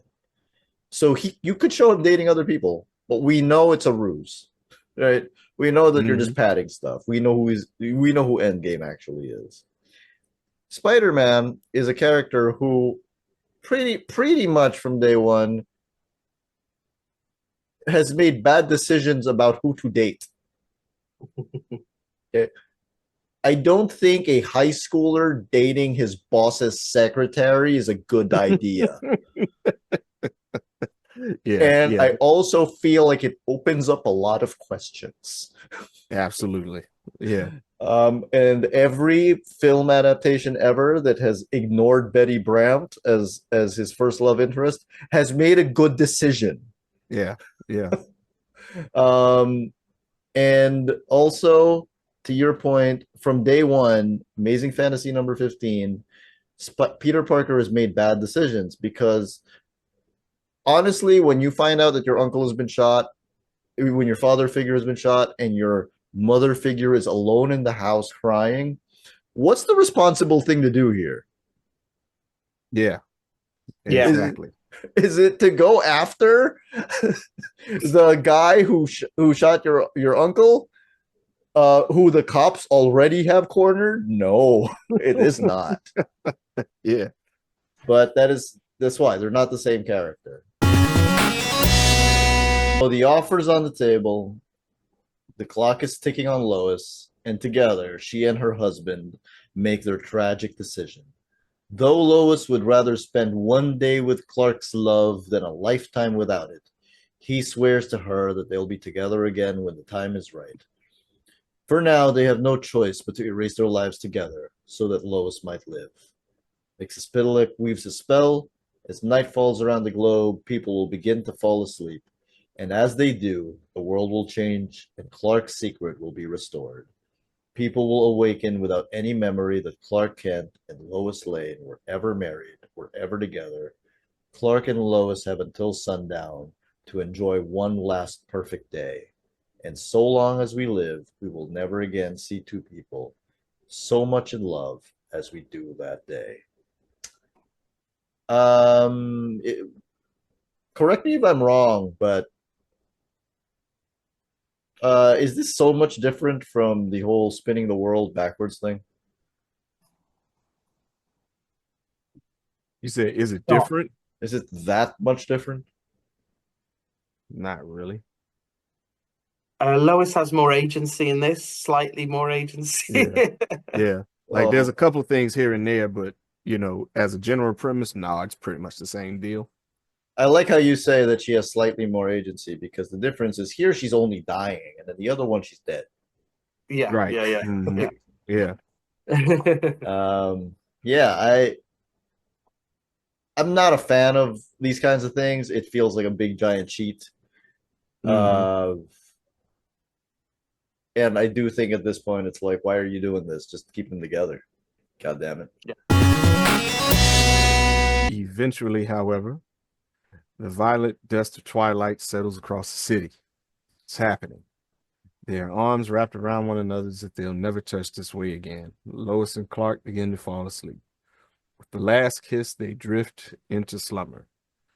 And when the dawn breaks across Metropolis, Clark Kent exits his bachelor apartment at 344 Clinton Avenue and makes it to his Daily Planet desk just in time to catch the latest in a long line of caustic barbs from rival reporter Lois Lane. She has her sights set on Superman, thinks Kent for the millionth time. If only I could get her to love me as Clark. This wouldn't have lasted. They would have been married again in 5 years. Really? Yeah. What makes you say that? Because there's only so far you can take it, no matter how good a writer you are. And there's some very good writers here, but it gets to a point where, as a reader or a viewer or however you're experiencing the love triangle, you're just shouting, just tell her. Just tell her. All your problems will be solved if you just told her. And that's initially that's part of the fun of the love triangle, but it gets to a point where it's just like you're banging your head against the wall. It's just too frustrating. And it's not sustainable because Lois is a good person. As the character she is, she's a good person.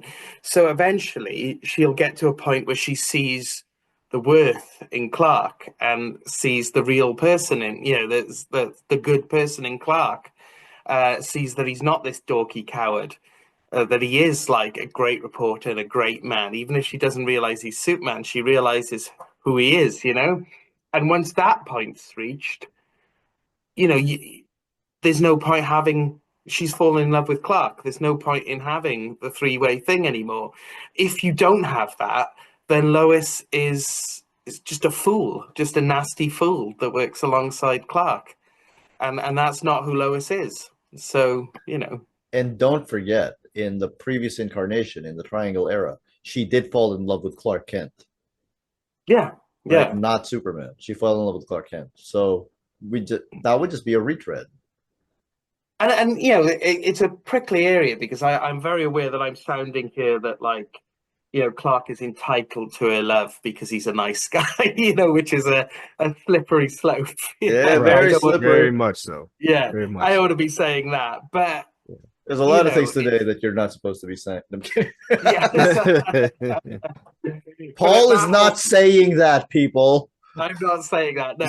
But that whole sort of caustic barbs and, oh, Clark, you're a coward, and oh, Clark, you're so meek, even if she doesn't fall in love with him, if she doesn't see that there's more to him than that, then she's a fool. And Lois is not a fool. She's never been a fool. So you can't sustain that, is what I'm saying. Whether she falls in love with him or not, she's got to see that there's more to Clark than meets the eye eventually. And whether or not she falls in love with him, I mean, there's a whole thing there to be said about predetermination and and free will and stuff, which I don't know. I feel like there's only so much of this in one universe, regardless of how much you reboot it, that will hold up. And I think that not ending it at that point in time is aged well, because now you get things like trade paperback collections, omnibuses, etc. And so you can read all of this stuff in one go.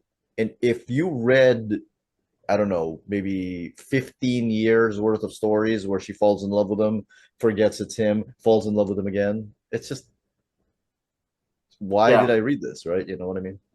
Yeah. Absolutely.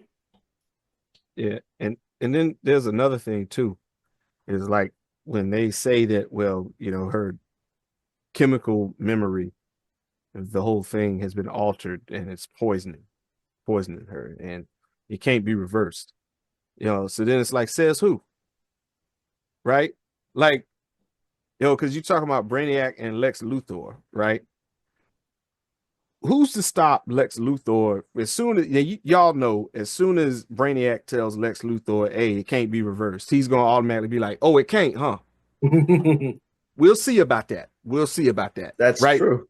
You know what I'm saying? So it's just like there's a whole lot of stuff that gets opened up. He would And instantly have an antidote.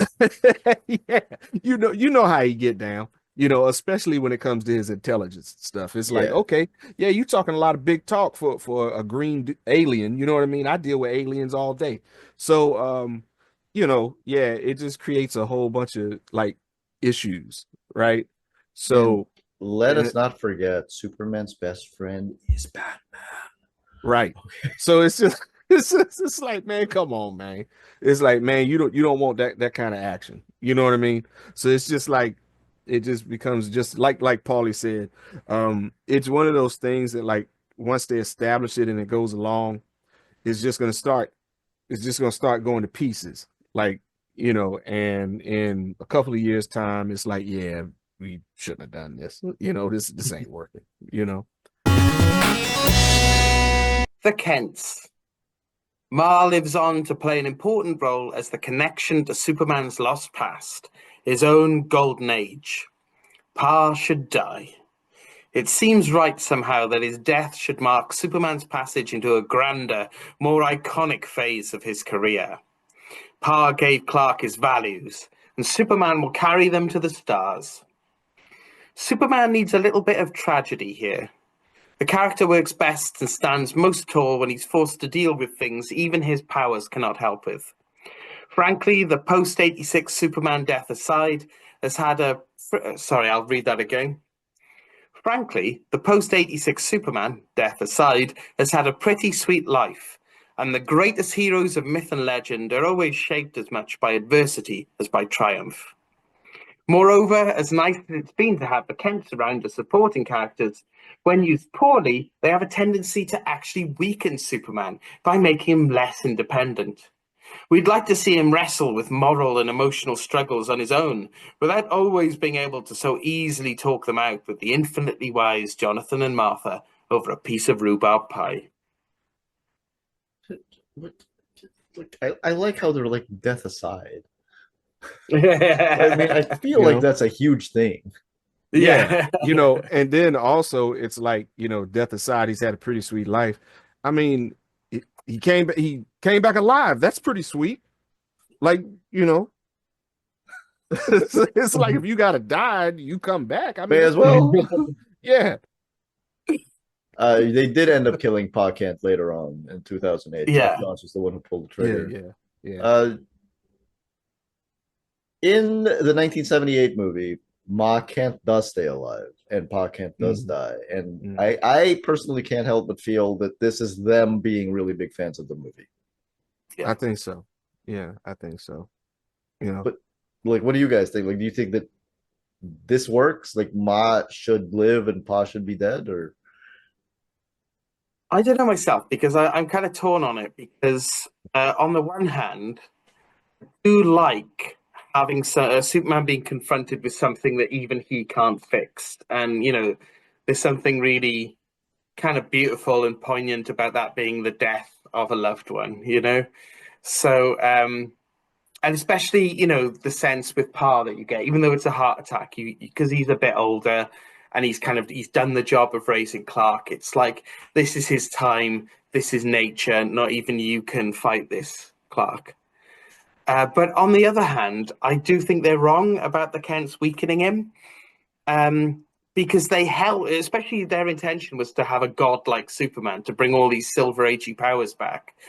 The Kents actually help with that, because no matter how powerful he is, Jonathan and Martha will always worry about him, and he will always bare his soul to them, possibly in a way that he doesn't even with Lois.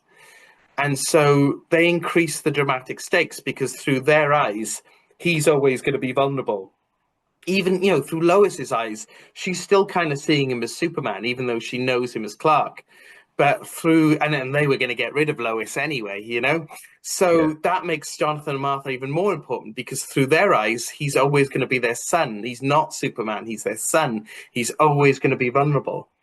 So, So I kind of think it's more important than ever for Kent to be around if he's super godlike Superman.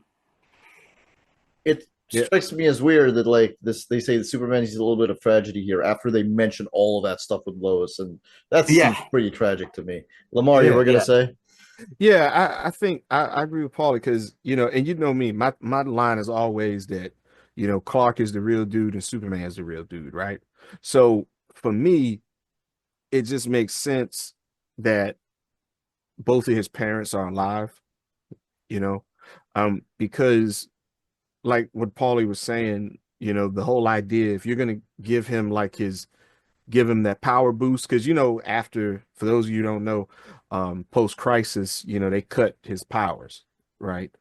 Not to the extent of like what was happening in the cartoon that the Warner Brothers cartoon that they put out, not to that extent, but his powers were cut so that he wasn't like so far above everybody else.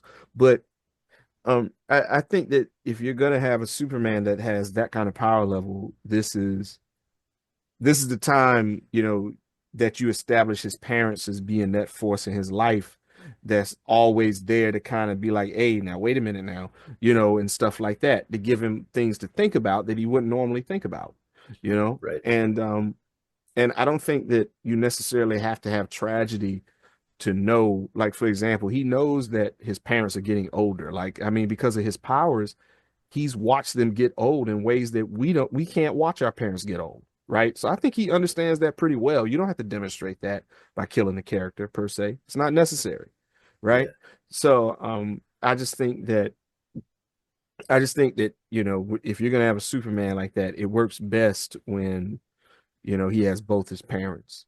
I actually agree. Yeah, Yeah. yeah, The more yeah. powerful he is, the more he needs his parents. Yeah, absolutely. I mean, because he's already lost one set of parents and a whole planet, right? Yeah. So it's like, I just think that, it's a better dynamic because it's anybody who knows, man, and like it's certain stuff only your mama can fix. That's just the way it is. And then it's certain stuff too that you gotta get it from your dad, man. It's just like that. And shoot, with a character like Superman, it's high stakes for everybody in the universe if he don't get it right. You know what I mean? So I just, that's just how I feel about it. Superman is not a power fantasy. Superman is a Right, fantasy about being a good person with power. right. Right. Yeah, That's it's the different. difference. Yeah, And yeah. I Mhm. think that his parents are an essential component of that because as especially more and more as time's gone by, because as we have seen, powerful people tend to suck in the real world. Yeah, yeah. Yeah. So I don't agree with this. I do wish, and I still don't agree with it. I do wish Pocket was still alive in the comics. I mean, he is alive currently, isn't he? Is he? When they bring him Yeah. back? So, Doomsday Clock. They brought them both because they both died as part of the New 52. Yeah. Hmm. And Right. then Doomsday Yeah. Clock at the end, they both came back. Yeah. Yeah. Hmm. Right. Right. Okay. Yeah. But you know what? You're saying like the influence of the movie. I think also it's probably the influence of that Golden Age origin story where like Pa's in bed and Clark's standing over his bed and Pa gives him that one last bit of advice. I think that's such a powerful bit of Superman imagery, bit of Superman Yeah. lore, that there's Yeah. probably the specter of that over these writers as Yeah. well. And Yeah. I kind of understand that because I do love that story and I love that panel. Yeah. That's But also the story where we find out that when Superboy left Metropolis, they gave him a cake. And Yeah. a Yeah. lot of the Smallville people still have that cake, this a slice of that cake in their house, under in an airtight container. well, actually, this So, story is before that. oh, really? Yeah, yeah. So this is it was like a golden age version of the origin before drawn by Wayne Boring, I think, and then the one you're talking about was like in the 50s or 60s then, and yeah, where they spent like So several panels chronicling this cake.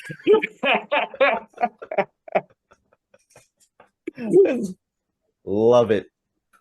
Yeah. Throw the cake away, guys. Jesus. The Daily Planet, it's no longer a newspaper, or if it does publish papers, it does so as an ancillary gesture to the faithful. The Daily Planet becomes the world's preeminent global internet news service, read worldwide. Read! For the first time, the citizens of Fiji can read Clark Kent's exclusive on how Superman capped their erupting volcano. Not nearly as drastic a move as making Clark a TV reporter, which happened in the 70s. Clark and Lois and Jimmy and Perry maintain their exact same jobs. Only the venue changes to something a lot more exciting, accessible, and identifiable to young readers. Perry White remains the editor-in-chief. Jimmy Olsen keeps doing what Jimmy does, with a new emphasis on his role as Superman's pal and a new way of looking at what that means now that Superman has changed. Part of the fun of Jimmy was that he was a guy who always got to enjoy the same kinds of wild adventures Superman enjoyed, but without any of the incumbent responsibilities. We won't forget that.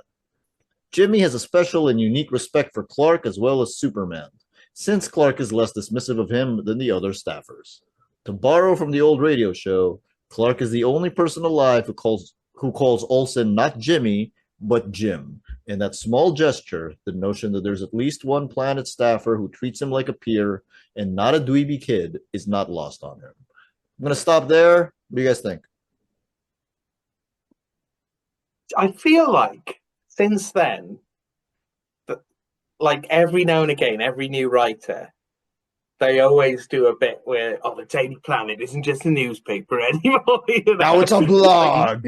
Yeah, like they did it with the New 52, they did it with Bendis, and now they're doing it again with Dan Slott, you know. So so that's quite interesting that it's almost like every time there's a new relaunch, they have to justify the Daily Planet in the age where newspapers are irrelevant. That's the problem. Yeah, it is dated in time. That is the problem. I like what they're doing now. I like Dan Slott's approach with like I mean, he didn't do this, but this is where he's picking up from with Lois as editor-in-chief of the Planet. I think that's really cool. Yes, the whole setup for what's happening in the Superman books now is pretty exciting. Yes, yeah. So in that, maybe this was like one of the first times that the writers realized, okay, we need to talk about why the Daily Planet is still relevant, you know? Mm-hmm. Or you could say maybe that started when they made Clark a newsreader in the 70s. Maybe I'm wrong there. Maybe that's that's true. Yeah, that's true. They were moving to TV. Because that is the problem. The problem is that the Daily Planet is a huge part of the mythos, but it is a newspaper, and people don't read newspapers anymore. I mean, it's notable that the Bugle's not in Spider-Man anymore, pretty much. You know, you never see him work as a photographer anymore in the comics. No, they've moved away and that's from that. probably why, yeah. Mm-hmm. Yeah.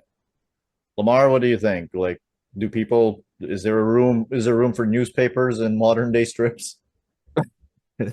Well, you will notice that I made a funny sound when I said red. Yeah. You know, it's for me, like the way I look at it, man, is like when I'm reading stuff like how you guys were talking about, you know, every time they do a launch, they try to bring the whole operation like into the future, right?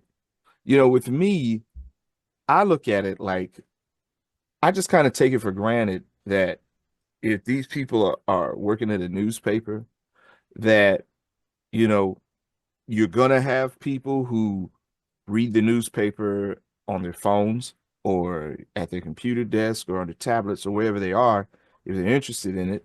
And then there's probably a Daily Planet app on their phone or whatever like that. You know, I just kind of take that for being what it is without them even saying it, right?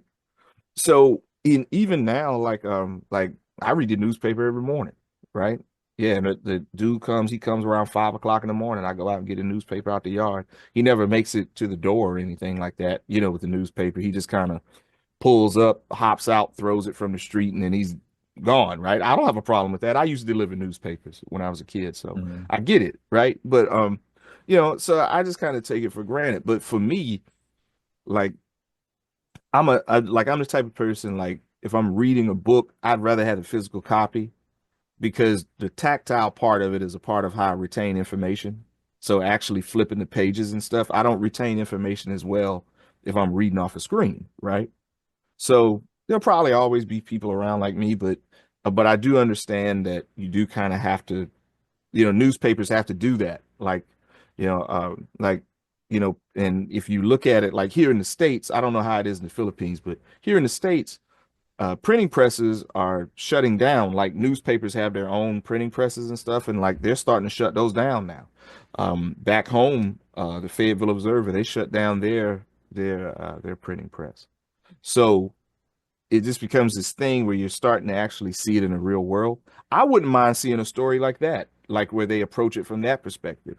Because that involves people losing their jobs and everything else, so I guess if you're going to do it, I don't have a problem with it, but I would like to see the ramifications of it in the story, right? Yeah. If you're going to do it that way, Yeah. yeah. The problem with like adapting it into modern day, news apps and stuff is it's just so much visually less exciting to see. Like Yeah. somebody like, as Yeah. opposed to reading a newspaper and then you can see the headline from, it's just Yeah. less exciting. It's just less Yeah. visually interesting. But And what do spies on benches do now without newspapers? They can't cut holes in the newspaper and look through it.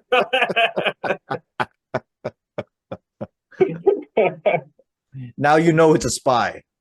Yeah. Oh, yeah. Let's talk about Jimmy. There's not really much about Jimmy here. It's only a couple of paragraphs. Yeah. But Jimmy is an integral part of the Superman mythos, which certainly in adaptations he has. I wouldn't really say Jimmy has been well served by adaptations, with maybe the exception of the latest Superman cartoon, My Adventures with Superman. Yeah. But here it does look like they want to go back to Jimmy being less respected, except by Clark. If I remember right, at this point in time, he has earned the respect of the planet, right? Yeah. So Yeah. Isn't this kind of a regression to Jimmy's character, or is it just who he is, and we always have to go back to that? Well, I think he's like the Human Torch in a way, isn't he? Is that no matter what progression you do with him, you always have to revert him back at a certain point because he's perpetually young and his role in the story is perpetually as the youngster. So you can only take it so far. Like Johnny Storm can only learn maturity so much, and then eventually he's going to have to be like the irresponsible hothead again. And Jimmy can only earn so much respect before he's fetching Perry White's coffee again. But that's okay. That's the nature of the beast, isn't it? That's the nature of these kind of comics that we have chosen to dedicate our life to. Oh my God, I've wasted my life. I love you guys. Fun fact, DC's biggest villain, Darkseid, first showed up in a Jimmy Olsen comic. Some people might not know that. Yeah. True. Yeah. And but I think that's where Jimmy's at his best, where he's an ordinary guy who finds himself in extraordinary situations, and he has to be an ordinary guy because that's part of the magic of like this godlike person, Superman. His best mate is just this ordinary bloke, this plucky youngster, and there's something really magical about that. And but at the same time, he finds himself in these extraordinary situations, and we can imagine ourselves in those extraordinary situations, whether it's in Project Cadmus or getting turned into Giant Turtle Boy or whatever, you know. And that's kind of where we saw him in All-Star Superman, and more recently with Matt Fraction's Jimmy Olsen series. You know, just a sort of every boy, not an every man, but an every boy who just gets into hijinks and shenanigans, you know, which I like. Yeah. Lamar, either thoughts on Jimmy, or you can move on to Cat Grant and finish this section out.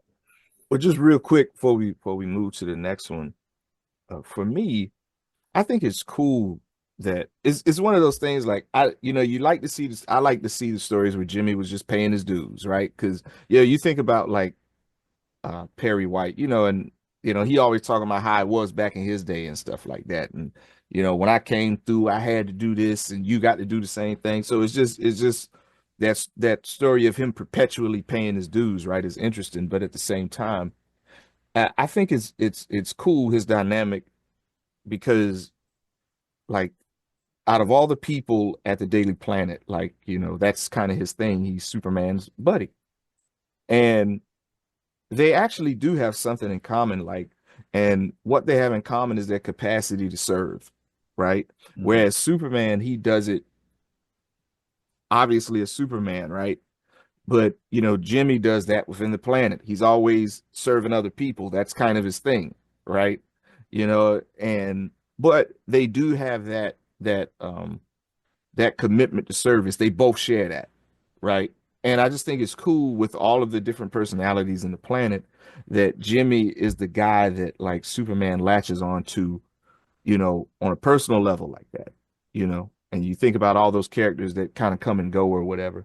But I just think that's a cool dynamic to have, his Jimmy's serving in his way as a young person, and obviously Superman is serving as Superman, but then also as Clark in the Daily Planet. It's just a cool dynamic. But I think that, like what Paulie was saying, is like you can try to, make him, you can try to make him boss up a little bit, but it never sticks, because it's like when they do that, he has an immediate ceiling, right?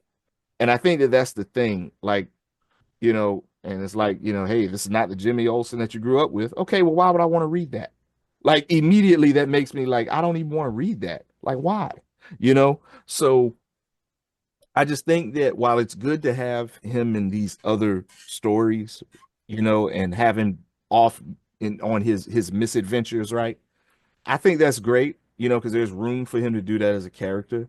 But like Paulie said, you always end up having to go back to where he's getting the danishes and the coffees, because that's just kind of a part of his lot as a character, and I don't have a problem with it. I don't think it's a regression or anything. That's just part of who he is as a character. I think it's great. Cat Grant moves in on Clark while Lois is away. She doesn't get it. Lois and Clark always seem to be sparring, so why does Clark keep her at arm's length? Cat should now be the character in the book who suspects something about Clark. Truth is, she can't figure out why she's so powerfully attracted to this klutz. It's like he's got super pheromones or something. Steve Lombard returns to the sports page as part of the nostalgic effort to bring back old readers. His column is a huge success. He can't help trying to bully Clark, who can't help enjoying thwarting Steve's pranks. We suggest bringing Steve back mainly because his role in the office was very distinct and useful one, which hasn't been taken by anyone else since. Outside of Lois and Clark, those should be the main planet characters. Banter and interplay at the planet offices should be succinct, sharp, to the point, carrying us from Clark's short scenes into Superman's adventures. Complex soap operas about the tertiary characters are sometimes interesting in small doses, but the trials of Lucy Lane and Ron Traub, for example, can too often run the very dangerous risk of pushing Superman out of his own series. On that note. So I will say super pheromones might have been written as a joke, but some people actually do have this as a superpower.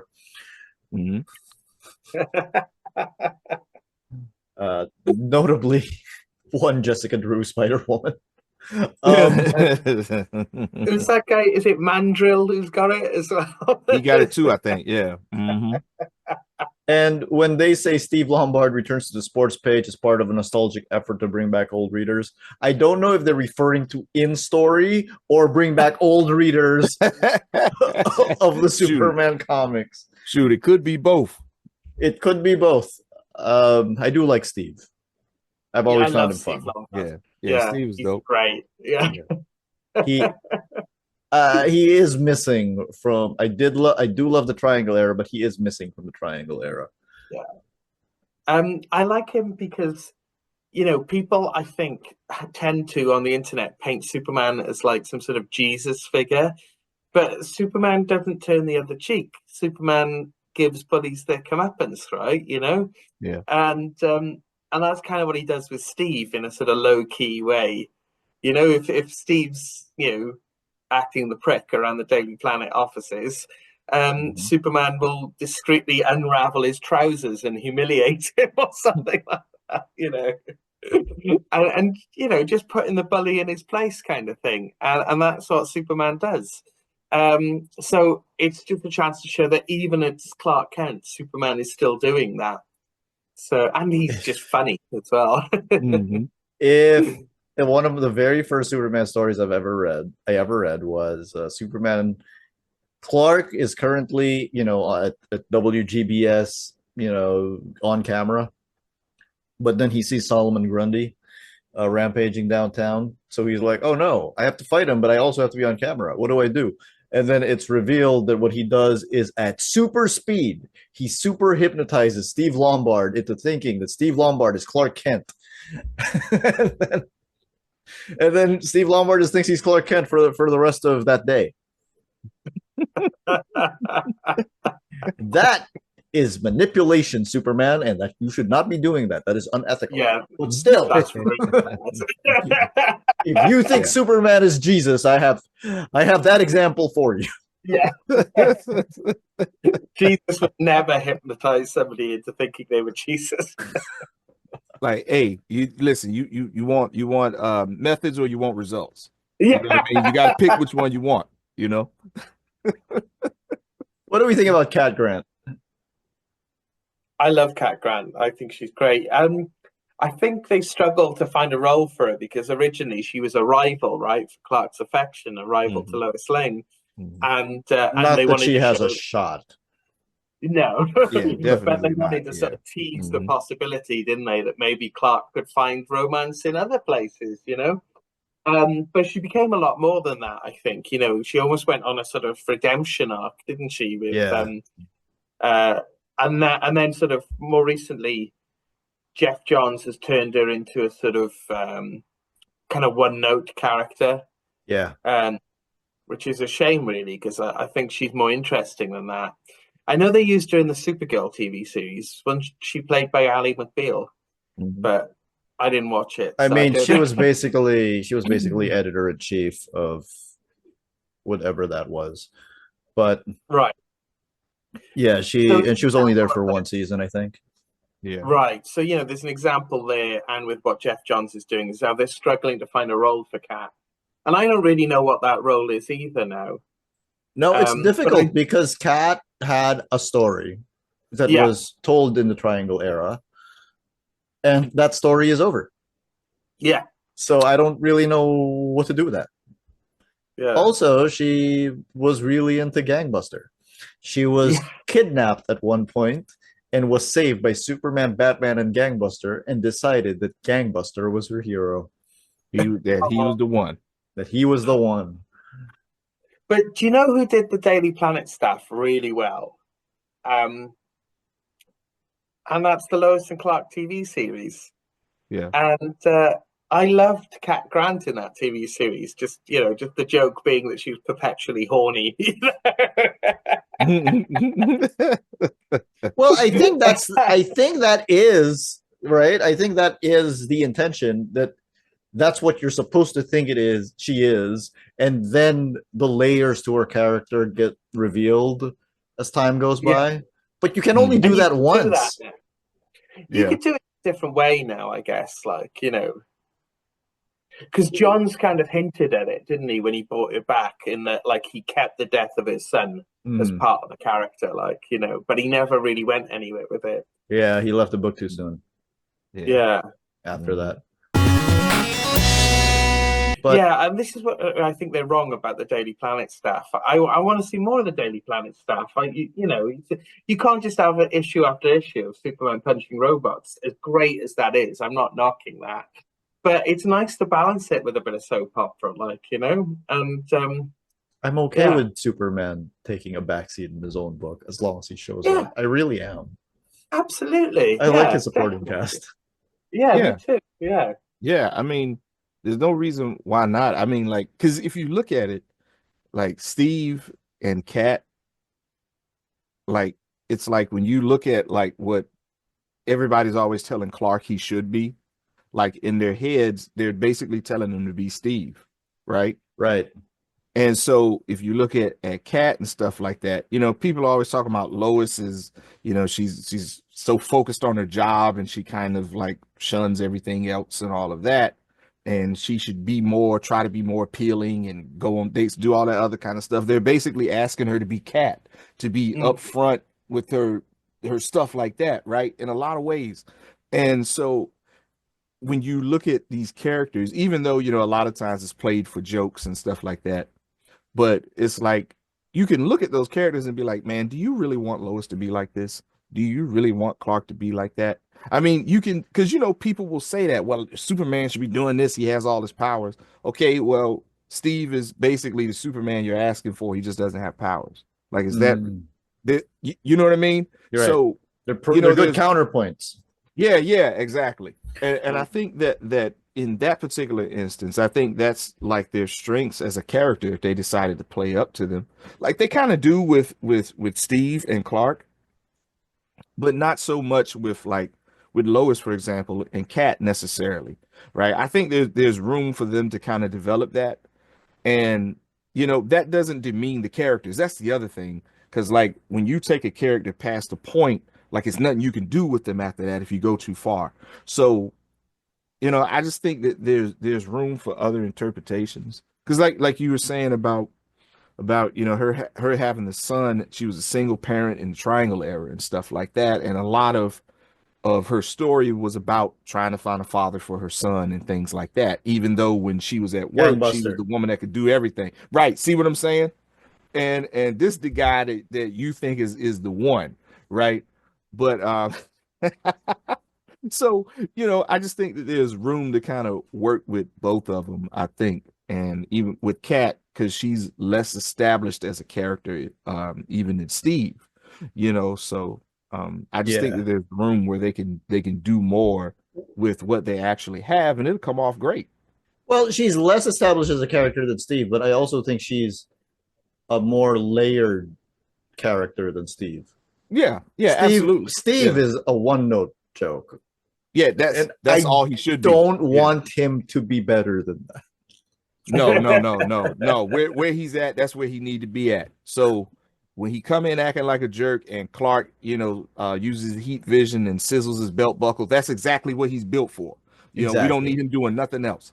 Yeah.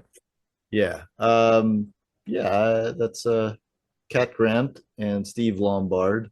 I know Kat was meant to show that Superman could maybe find love in other places, but let me tell you, the only place he can find love that isn't Lois Lane is in Tritonis. Yeah, it's true. Wow. You thought I was going to say Smallville, didn't you? But no.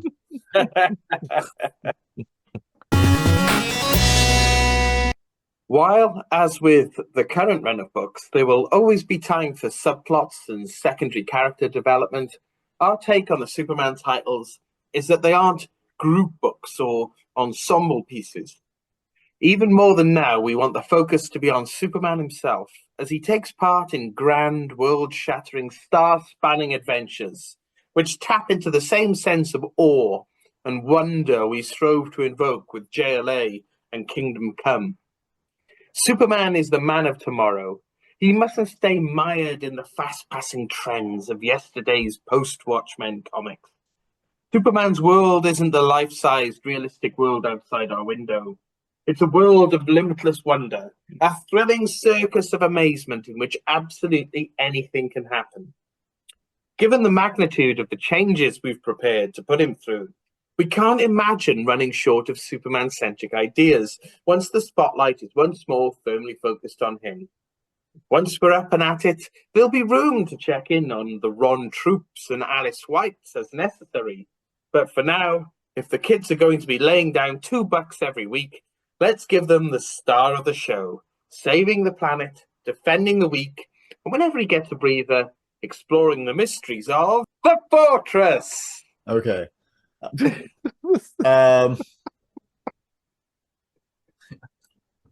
I like we strove to invoke with JLA and Kingdom Come because you know who there's 4 people supposedly writing this, but you know the 2 people really writing this. Yeah, Absolutely. Yeah. Yeah, okay. So I want to ask you guys a question. So they say grand world shattering star spanning adventures. And I think this is one of the problems that people have with writing Superman is they want to write that, right? They want to write that. Uh-huh. But then more than half of the stories take place in Metropolis. Mhm. And therefore it becomes a balancing act, right?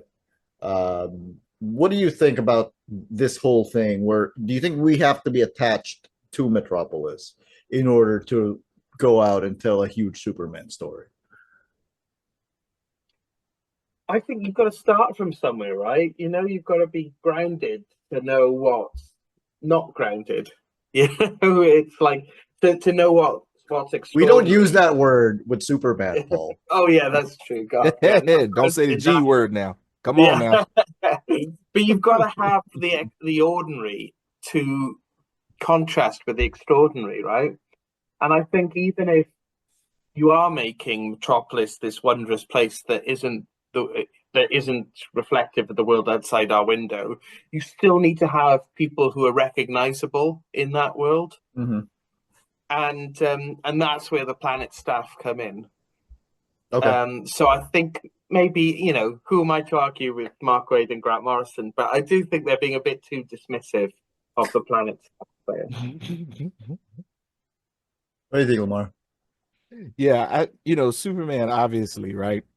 He has 2 places, really. Well, 3 technically, but 2 main places. You have Metropolis, you have Smallville, and then for the third one, which is kind of a distant third, you have the Fortress of Solitude, right? And those are the 3 places that he kind of operates from as a character. So, you can do stuff with Metropolis because, Metropolis, I've always looked at Metropolis and Smallville both as being characters themselves. Right. So if the you fortress is understand, not. The fortress is his man cave.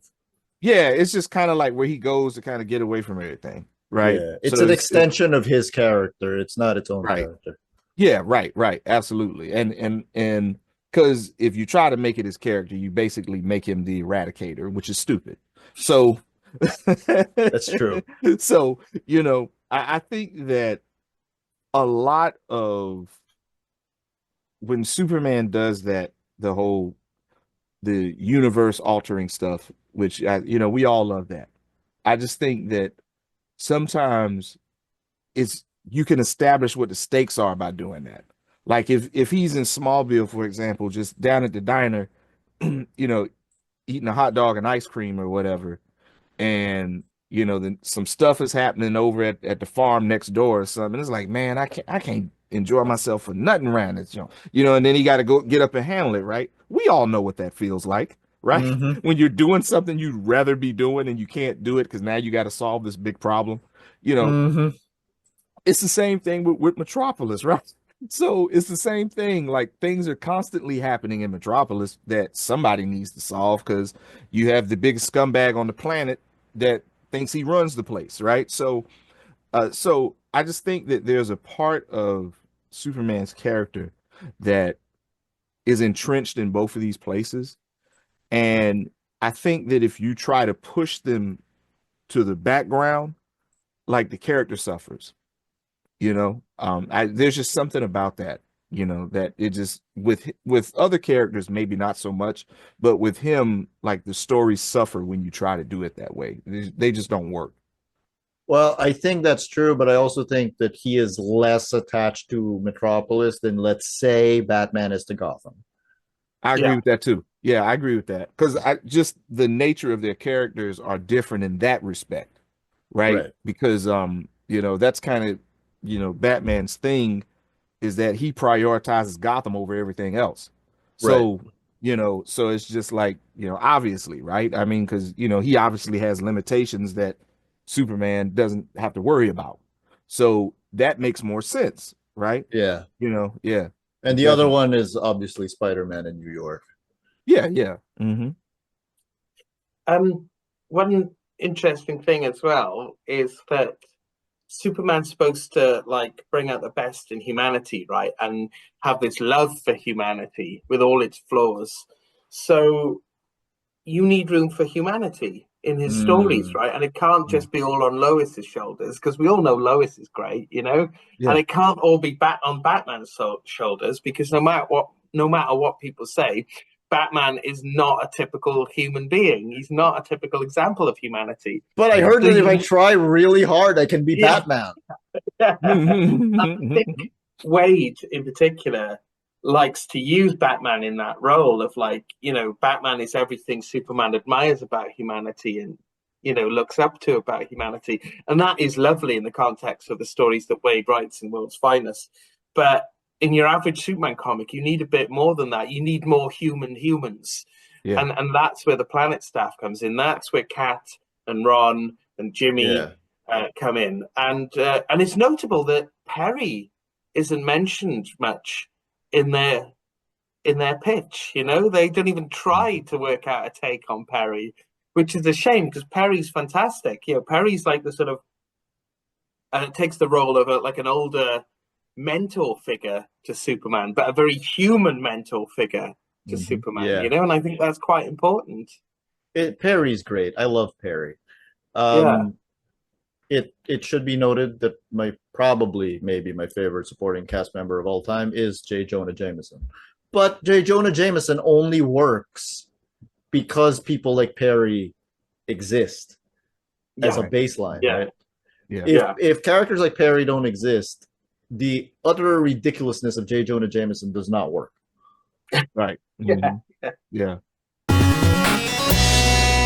The Fortress. Mhm. Superman's super intelligence and increased speed of perception, etc., has left him with more time and brain cells to fill. So the fortress becomes a place of Baroque activity once more as Superman becomes the hobbyist par excellence, the polymath who's interested in everything. The fortress becomes trophy room, laboratory, gymnasium, observatory, the perfect hangout for the ultimate being. Let's see the fortress stuffed with incredible artifacts from all space and time. The Titanic hangs from the ceiling. Supes and Lois dine in the great staterooms, overlooking the wonders of the fortress. Superman's laboratory contains the Superman molecule, where Superman engraves his personal diaries using heat vision through special goggles which reduce its bandwidth. The stories on the Superman molecule are all told by Superman himself and allow us to see the world via his incredible senses. The alcohol in his breath killed exactly 15 billion bacteria. There was no way I could save them. I did my best to patch up a liver malfunction during a microscopic high-speed scan of his body. Elsewhere lies access to the Phantom Zone Vault, with its weird maps of this odd infinite region of unspace originally used by Kryptonians to house artifacts and weapons. The Phantom Zone sector is currently mapped by Superman, include the site of Prometheus's crooked house and the region where the White Martian mothership is docked. The zone will be colonized by the 30th century and become known as Tesseract space. The idea here is to emphasize the outrageousness of Superman's Herculean pastimes. He's seriously making maps of an infinite region of apparent nothingness.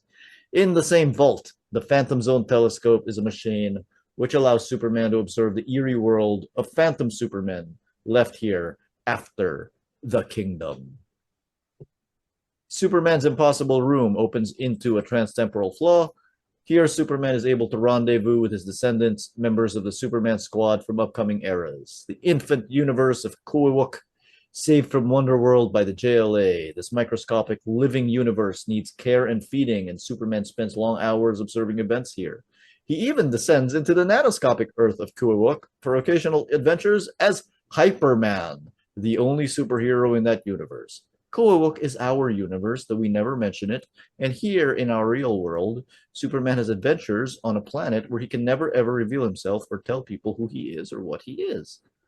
There's a Krypton museum which has a huge floating globe of the lost planet reconstructed from the holographic memory traces in the resonant atomic structure of Superman's rocket ship, whose metal being part of the atomic structure of lost Krypton remembers the atomic structure of lost Krypton. Superman and his robots are now sophisticated enough to perform archaeological forays into ambient molecular memory and slowly reconstruct the glorious landmarks of the doomed planet. You can even see Fort Ross, Krypton's mobile arsenal, and there's the quantum jungle moving rapidly across the face of the planet, etc. Huge solar batteries collect the Antarctic sun during the long summer days.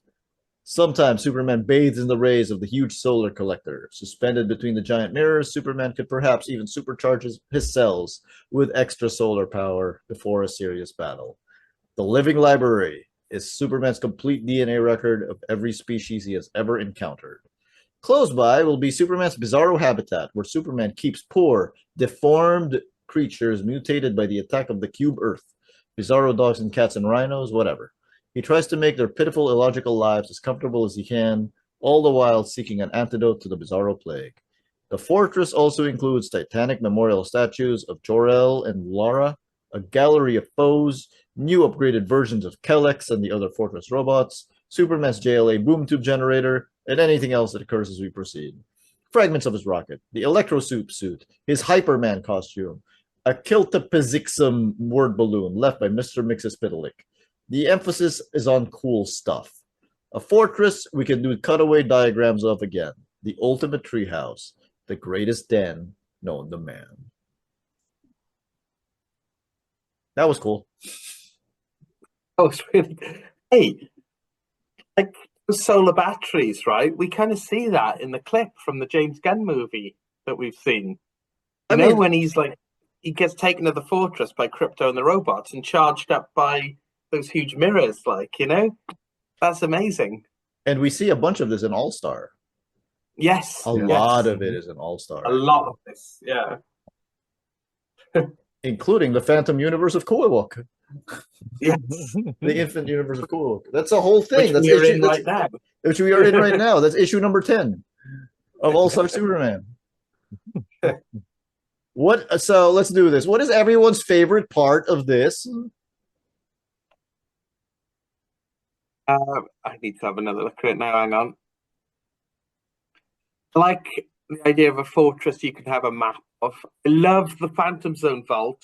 You could do a map of the Phantom Zone as well, couldn't you? You know, which is a pretty amazing thought.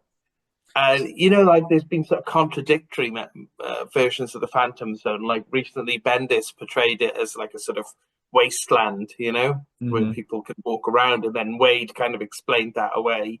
But maybe there are different pockets of the Phantom Zone that are different. Maybe bits of it do look like a wasteland. Maybe some of it is like a ghost region. Maybe some of it looks completely different, you know? I love that idea. It reminds me of really reminds me of when they were trying to make Prometheus a thing. Yeah. That's a shame, by the way. That's a shame. That's a shame. Prometheus was cool. He was cool, yeah. Lamar, what was your favorite part of this whole thing? Oh, definitely the Living Library, because I feel like there's a Jurassic Park Superman story in there waiting to happen and nobody's written it yet. Like he has all this DNA from all of these animals and stuff like that. That's somebody's looking to exploit that. Like, and so I would love to read a story about that. He goes off into space. Lex breaks into the fortress and is like, yeah, well, I was going to prove I'm the greatest scientific mind of all time. Bringing all of these back to life. Yeah, you know what I mean? And then he comes back and he's got all this drama on his hands. Like, that story writes itself. Somebody got to get down on that. Just give me a cut. So my favorite is the fact that he has the Titanic in there. Yeah. I'm fairly certain he can't legally have it. Like if somebody finds out that it's in there, I'm fairly certain he has to give it back. Yeah, definitely, because it's in international waters. So Exactly. like he can't claim ownership of it, you know. But I kind of do see that as somebody being like, dude, it's Superman. Like, are you really gonna tell him he can't have the Come Titanic? on, mate, go You on. know? It's fine. It's fine. You know, You know, yeah. only Which is James Cameron cares, you know. which is funny though, because you know the Titanic, they're saying, I think now they're saying like in another 50 years it'll be gone, right? Mm, Oh, And really? yeah, like because it's just you know, it's been down there Eroding. so long. Yeah, it's Yeah. corroding and the animals are making ecosystems out of it. And it's actually affected like the evolution of some of the animals that are in its vicinity, and it's spread out like over like 6 miles. But like they can't pull it up because if you take it up, you know, it's gonna fall apart. You know what I mean? So they're kind of stuck Uh, with it. So it actually would be cool if Superman would have went down there and got it, you know? that's my favorite part. Yeah. The villains in Bizarro. In short, we have a new blanket take on Superman's foes. We recast many of them as cracked mirror reflections of the Man of Steel himself, aspects of his character taken to a villainous extreme. Brainiac represents Superman's alien nature without his human compassion. Luthor is the only man on Earth capable of being Superman's equal, but has squandered his unlimited potential on evil. Prankster fights for truth and justice in a demented way, and Bizarro, well, read on. Before you go on, I just want to say Luthor is the only man on Earth capable of being Superman's equal. Take that, Batman. Okay. Of course. Bizarro, taking the already existing Bizarro character and spinning off from Pyre's 80-page giant story, we can restore the creepy, demented, unnerving quality of the old Bizarro world stories. A little funny still, but somehow a lot more scary. Imagine a living planet which hunts through space. The entire world is a sentient system and it preys on other planets like a cancer. It's self-aware, but not particularly intelligent by our standards. Macro entity has learned to imitate its prey and does this in order to sneak up on a victim in a pleasing, non-threatening shape. Its method is to transform itself into a crude copy of its target, sail in close, and then strike by launching self-replicating parts of itself.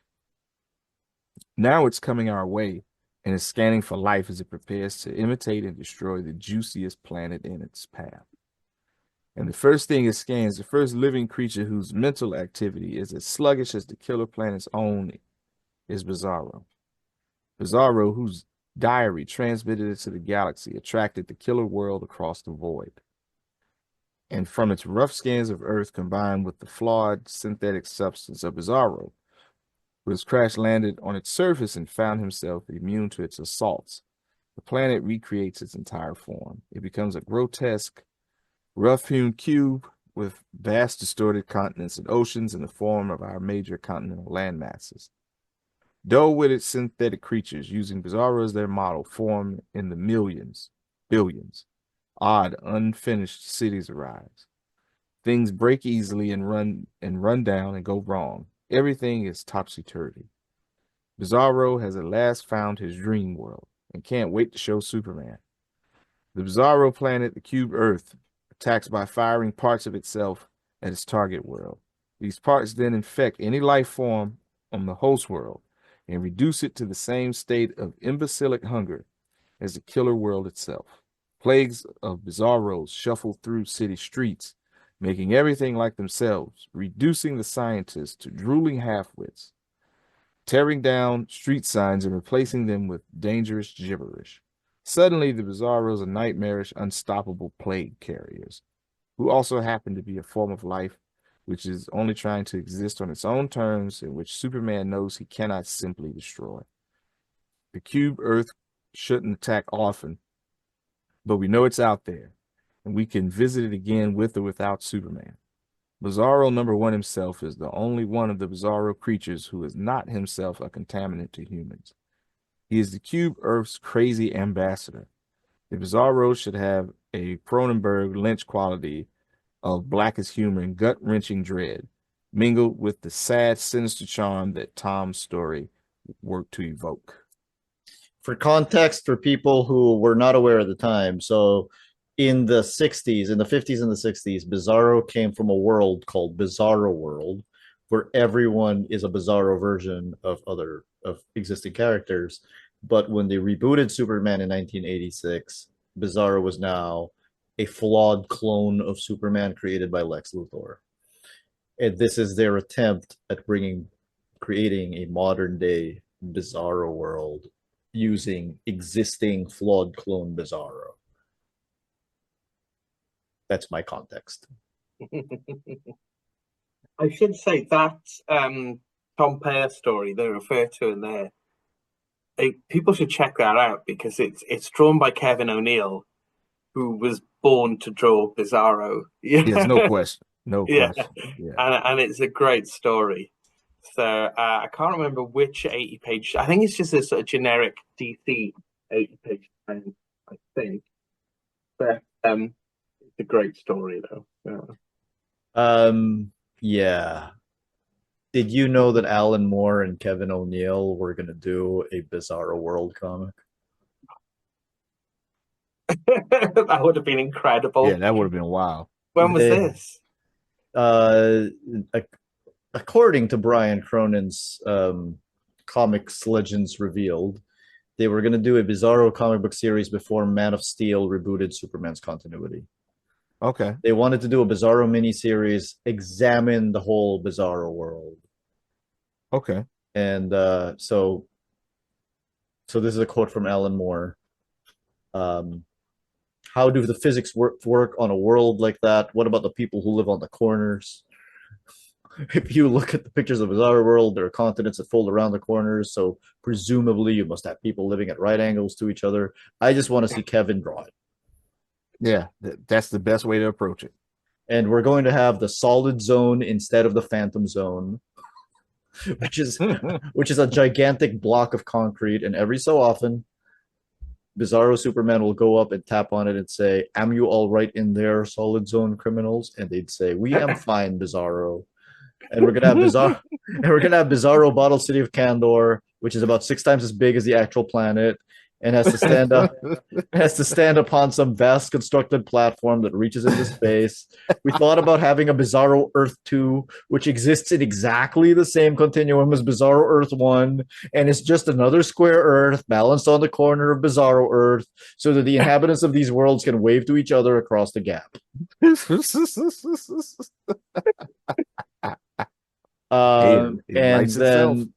then Kevin O'Neill said, me and Alan Moore were going to do Bizarro series many years ago for DC. That's one of the several things we almost did together. We were talking about the Bizarros. It was all ready to go for Julius Schwartz when John Byrne was brought in and revamped Superman, so that went right out the window.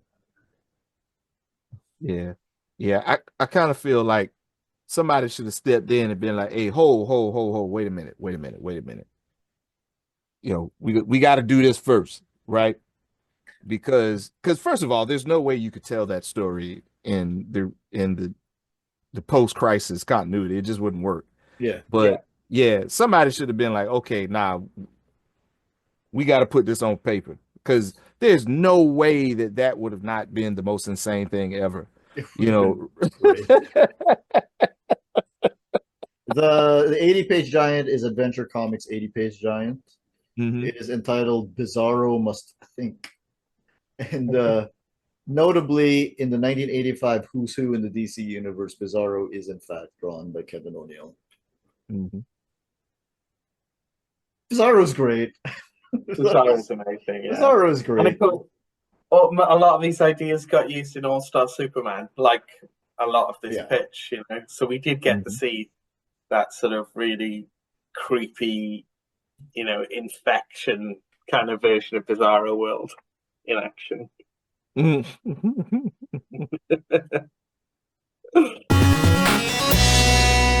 We see Luthor playing chess with 20 grandmasters simultaneously while reading untranslated Il Principe and teaching himself Urdu via a Walkman he made for himself in 5 minutes back in 1962. Luthor is so smart We don't even have a word for what he is yet. Calling him a genius is as insulting as calling him an imbecile. Here's a secret about Luther no one yet knows. Despite his born ruthlessness, he was once salvageable, once redeemable, until Superman arrived. Though even he doesn't consciously realize it, every iota of Luther's self-esteem was pinned to achieving that most lofty goal, to be considered the greatest man who ever lived. And he was on his way until Superman appeared and outclassed him, triggering the scattershot sociopathic tantrum that is his criminal career. Here's another secret. Luther's LexCorp empire, all the corporate baron stuff we see him doing routinely, 6 minutes of his day, maybe less. He's not the kingpin. He only pretends to be. Luther, the businessman, is the tip of the iceberg, a smokescreen generated to give the public and his enemies a false, easily digested persona which masks his true depths. In other words, Luther conquered the financial world largely in order to project a secret identity designed to make people underestimate him. LexCorp is one of 1,000 projects Luther attends to every day. In time, once Superman learns of Luther's depth, he will come to understand Lex as a tragedy of wasted potential. Though he realizes he could not have handled his earlier formative encounters with Luther any differently, Superman carries a new weight around in his heart. He knows now that Luther, but for the path he chose, could have been his equal, his only true peer on this earth. And though Superman's greatest priority will always be to stop Luther's schemes, his greatest frustration will be his continuing inability to rehabilitate Lex for the good of all mankind. It should be noted that in this continuity, Lex is much older than Superman. This is not a Lex Luthor who grew up with Superman, as was depicted in the Silver Age, in adaptations like Smallville, or in the current continuity, as well as Mark Waid and Brian Hitch's The Last Days of Lex Luthor, which I feel this whole paragraph reminds me of. But in this continuity, he's around maybe the same age as Perry White, right? Yeah, around the same age as Perry White. So, yeah. So that is the note that I'm giving. That's the context that I'm giving for this one. But he is, in this continuity, in a cloned young body, which was renewed by a deal with Neron.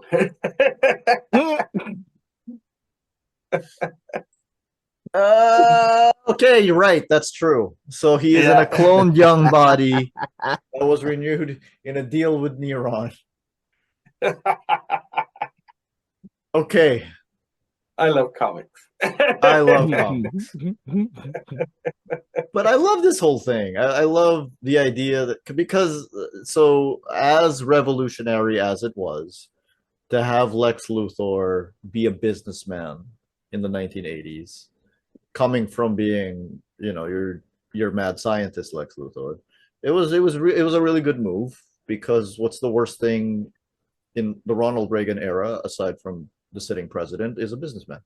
So but we have to go back to the roots of a character.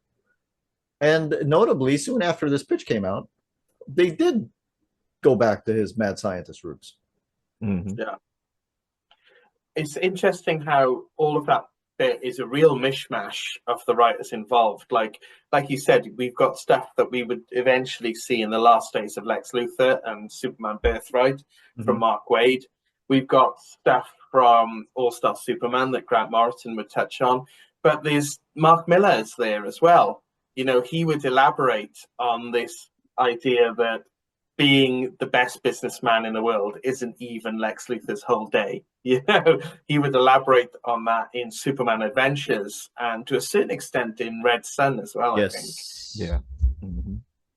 It's interesting having all three of those versions of Lex Luthor smushed together in these couple of paragraphs. The idea that Lex holds himself like he's just really frustrated with Superman because he wants to be the greatest human being who ever lived, I think has been spelled out a lot in recent years Mm. to the point where it's no longer a secret. Yeah, yeah, yeah. Yeah. I mean, All Star made it big, didn't they? You know, but then Yeah. All Star really touched on that idea as well, that he knows he's aging and he knows Superman's never going to age. You know, there's a line in All Star where Luthor talks about how he didn't he notice crow's feet or something, and I'm getting older and he's not. yeah, exactly, yeah, yeah, yeah. Yeah.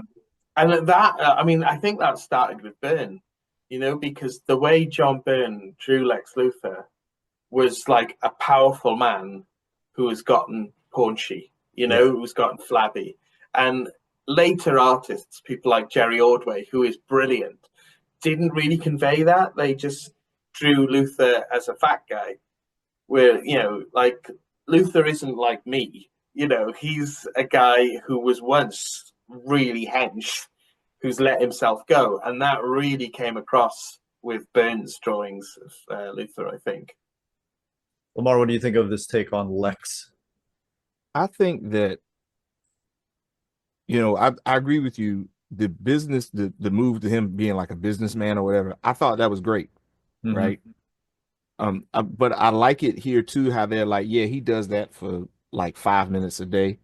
And then it's like, okay, this is how I keep my stuff going, right? But I'm so smart, I could just spend a couple minutes on it a day doing it, and I keep bringing in the dough to pay for my contraptions and my death traps and all of the stuff that I'm going to use when I'm doing it the way I really want to do it. So I take off the sport coat and I put the lab coat on, right?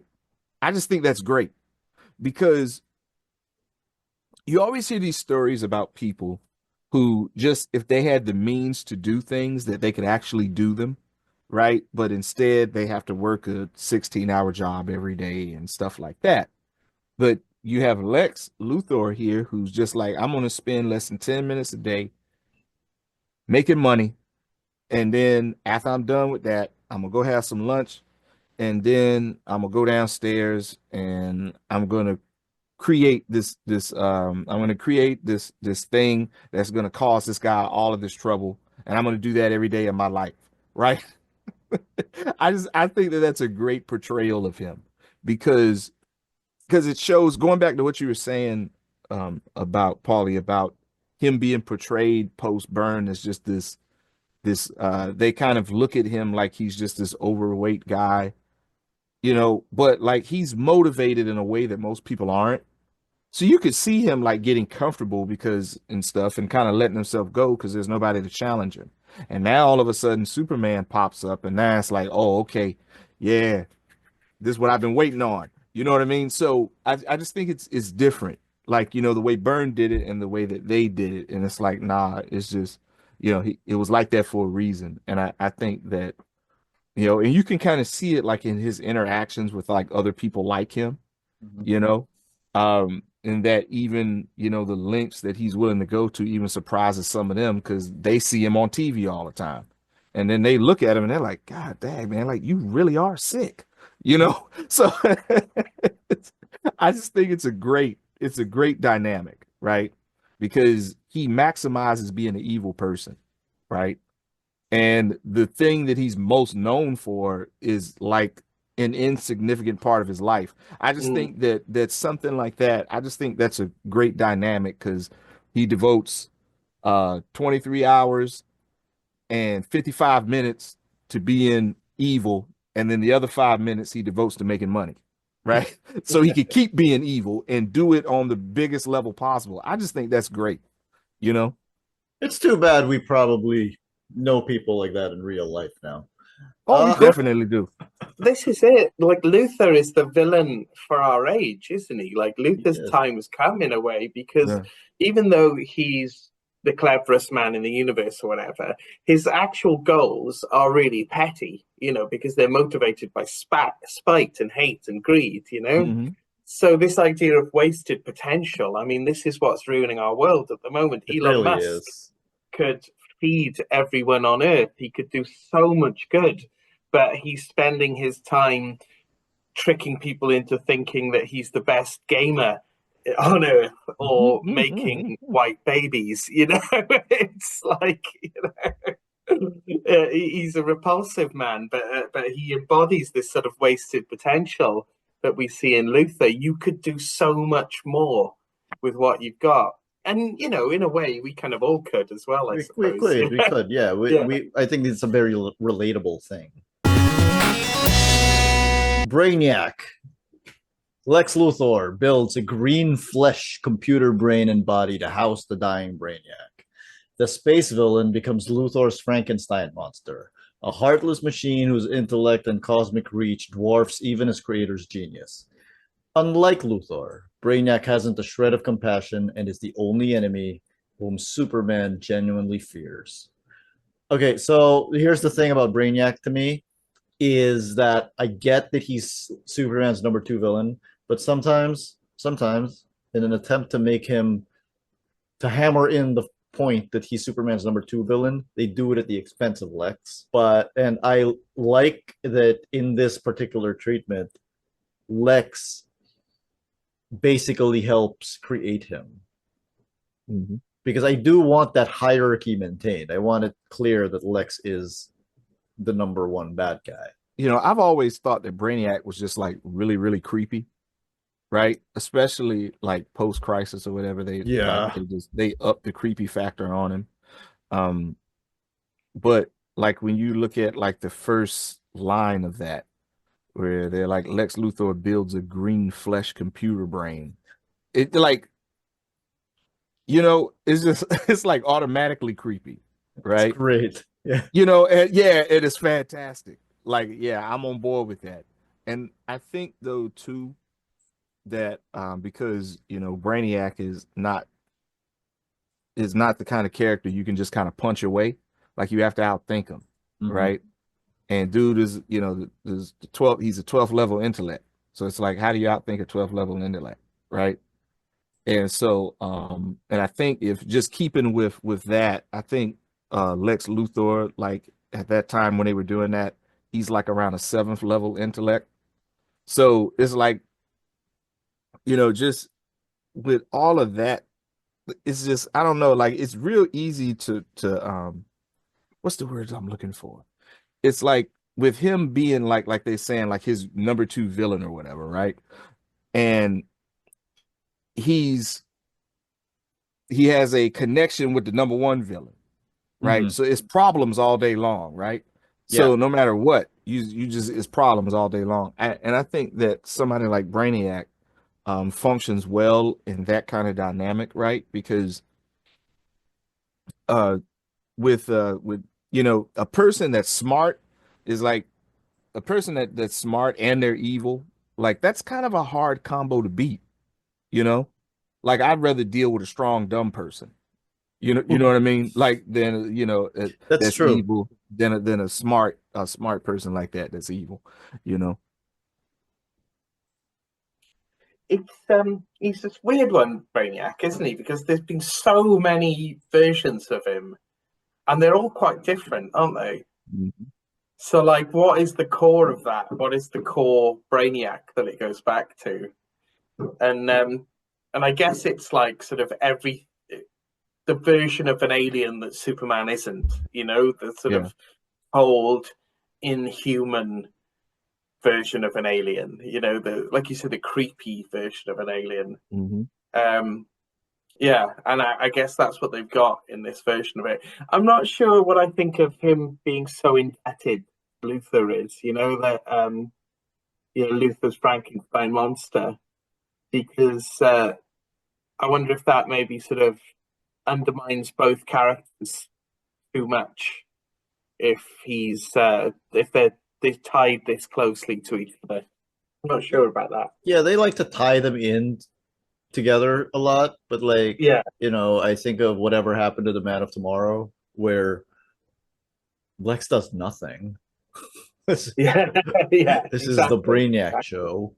Or that one episode of Justice League Unlimited where Brainiac basically takes over Lex's body. I think they do a good job of trying to balance that out. Or even Crisis, where Brainiac kind of enlists Luthor for help, but Luthor doesn't really do much. Yeah. And he kills a version of Luthor too, doesn't he?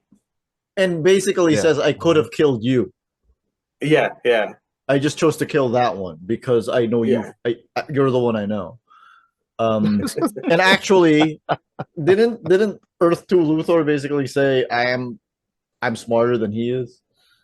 Yeah. Yeah. Okay. Metallo, the man with the red kryptonite heart. Star Labs experiments on a fragment of green K result in it emitting radiation at a lower, cooler frequency. It turns red, and its new wavelengths temporarily cause weird resonant changes in Kryptonian molecular structure. No gorilla heads, no silly transformations into a 1956 Buick. Instead, painful mutations, frightening intangibility, an eerie expansion of dampening of the senses, disturbing chemical changes in the brain's communication centers. When Luthor learns of this new red K and realizes its potential, he steals it to revamp the largely ineffective one-note Metallo, exploiting his terrifying potential as a dangerous John Carpenter's Halloween-type super stalker. Genius. So the problem I've always had with Metallo is because he's got a kryptonite heart, right? It's too much. Because every time he opens that heart, then Superman just kind of keels over. So you end up using Metallo only as a plot device to kind of weaken Superman. He's not really his own character. But if he has a weaker version of that kryptonite heart, red kryptonite, then you can use him more and you have more room to play around with his character. Yeah, I love the red thing. I don't know what they mean with John Carpenter's Super Stalker, though.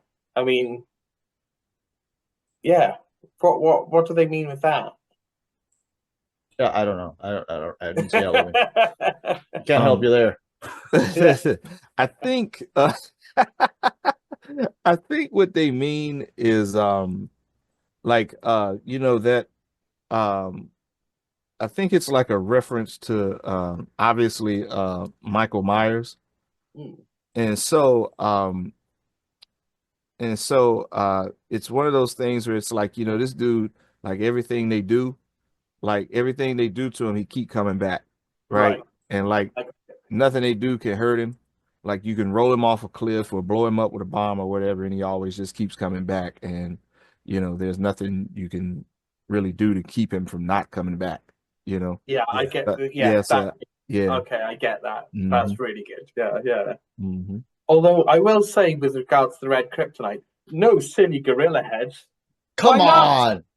Yeah, I mean that's you think it's too good for gorilla heads? You know? That kind of sounds like a cheap shot. Yeah. Come on. Yeah. Solaris, Tyrant's son from DC 1 million, is back, fulfilling his destiny as one of Superman's most deadly and persistent foes. This will be his first appearance after 1 million, returned from deep space with a bad grudge for his first ever encounter with the Man of Steel.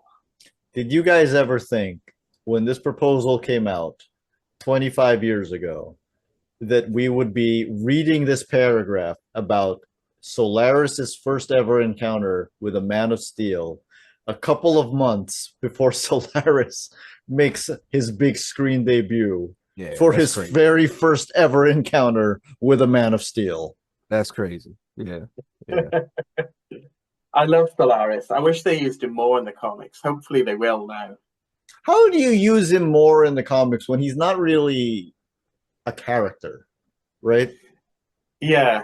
Well, I guess you give him like human agents and you reveal him as at some point in the story, you reveal him as the big bad behind it all, I think, is how you do it. Hey, do you think Solaris was inspired by Sauron from Lord of the Rings? Oh, yeah, because that's kind of what he is.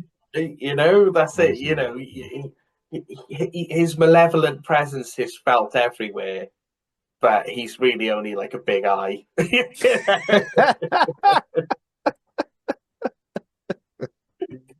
Yeah, I like that. That's insane, huh? That's insane. Yeah, I can't wait to see Solaris. yeah. Have you noticed something my friend Madeley pointed out to me, that whenever we see Stellaris in the trailer, there's like green energy around him. Oh, Is he fighting Green Lanterns in the background? Is he fighting Guy outside the window? And that's why Superman's taking so long to put his boots on, because Guy's already out there. You know? Can't handle it. Yeah. It's fine. All right. Like, yeah, and Solaris is cool because first of all, he's cool looking, right? But it's just if you look up like his list of powers, I mean, you know, he has pyrokinesis, he has telepathy, he can manipulate the electromagnetic spectrum, he has mechanokinesis, and he can manipulate gravity. So he's literally like he's Magneto, Graviton, Cyborg, and Sun Boy, like all in one dude, and the Martian Manhunter, you know, or Jean Grey if you want to use Jean Grey. Like he's all these people in this one ball, you know. All these heavy hitters and Sun Boy. Hey, dog. Sunboy's great. What's wrong with Sunboy? I just love it. All these heavy hitters and Sun Boy. Sun Boy. That's right. Yeah, that's my man. He's my favorite Legion character.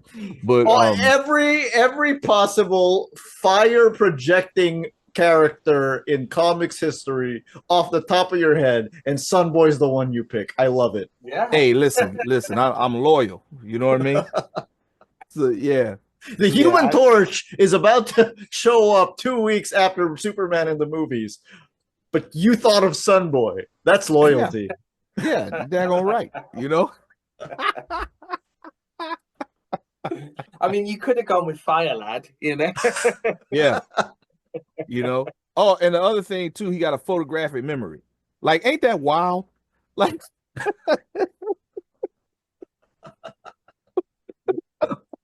Like he's a giant sun with one eyeball, and he remembers everything. He remembers everything he see with one eye. I just think that's great. So he'd be good in a pub quiz as well. Yeah. He'd be great. He'd be great at trivia. Yeah. Yeah, but the thing is, wasn't he created to be in the future? So I guess like this is now the future is the point, right? That's it. Because like he fought every Superman along the line of the Superman dynasty, so this would kind of be his first appearance, I suppose. Yeah. Okay. Mm-hmm. It should be said that 5 years after this proposal, All-Star Superman came out, and he was used. Yeah. Mm-hmm. The Toy Man. The late Winslow Shot spirit possesses a G.I. Joe-sized figure. What the hell? Possesses a... We got you off the rip. We got you. Possesses a G.I. Joe-sized figure which lies in a toy box all day and comes to life when the sun goes down. My God. By day, he's just another action figure in a kid's bedroom. By night, when the moon comes out and the kid is sleeping, Toy Man wakes up and sneaks out of the house to run his criminal empire. Creepy, utterly ruthless, and in charge of an army of killer toys. Toy Man's Achilles heel is sunlight, which renders him motionless. Apparently, Toy Man is a vampire if he is in his toy form. I love this. What did I just read? What? Imagine if that was the reveal. You know, you've been having this shadowy figure, you know, conducting like all the crime in Metropolis, and they've stretched out for 6 months before it's revealed that it's like a tiny little action man sitting in a chair. Correct me if I'm wrong, but the Toy Man has never reached this version or any resemblance of it, right? Since no one has actually done this. No, No, the not Tulsa. closest, I think the closest thing you get is that there was like and I think there was a it might have been like an Elseworld story or something where he's basically like a giant he's like a giant puppet on strings, but he's like a life-size puppet, and his his essence is inside of the wooden figure or something like that. What story was that? I feel like I remember this. Yeah. That an Alex Ross thing? It was an Alex Ross story. I can't remember which one it was though. Was it it I wasn't think it's Justice. Justice. Was it Justice? He's that version of Toyman, the wooden one. You see him on that lineup of villains. That Yeah. Ross drawn. Yeah. So that's what made me think it was Justice. But it's been a while since I've read it. So I do think it's Justice. Okay. I need them to create this version of the Toyman. Yes. And I need this version of the Toyman to cross over with a ventriloquist. It can be a world's finest. I'd be very happy with it. Imagine though, this action man, Toyman, gets killed or destroyed, and finally the threat of Toyman is vanquished. And then the last panel of the story is some kid walking off with a Teddy Ruxpin or something, a different toy, Right. and like there's a glint in the eye of the Teddy Ruxpin. Yeah, it's kind of like y'all remember that movie Wes Craven's Shocker? Y'all remember that? No. The guy got killed in seen that. No. Yeah, that movie wild. It came out back in the 90s. Basically this dude got killed in the electric chair, but he didn't die. So like he be jumping from body to body, and like he had this limp. That's how they knew who body he was in, because whenever he would jump from the lightning bolt would go from body to body, and then the person would have the limp he had.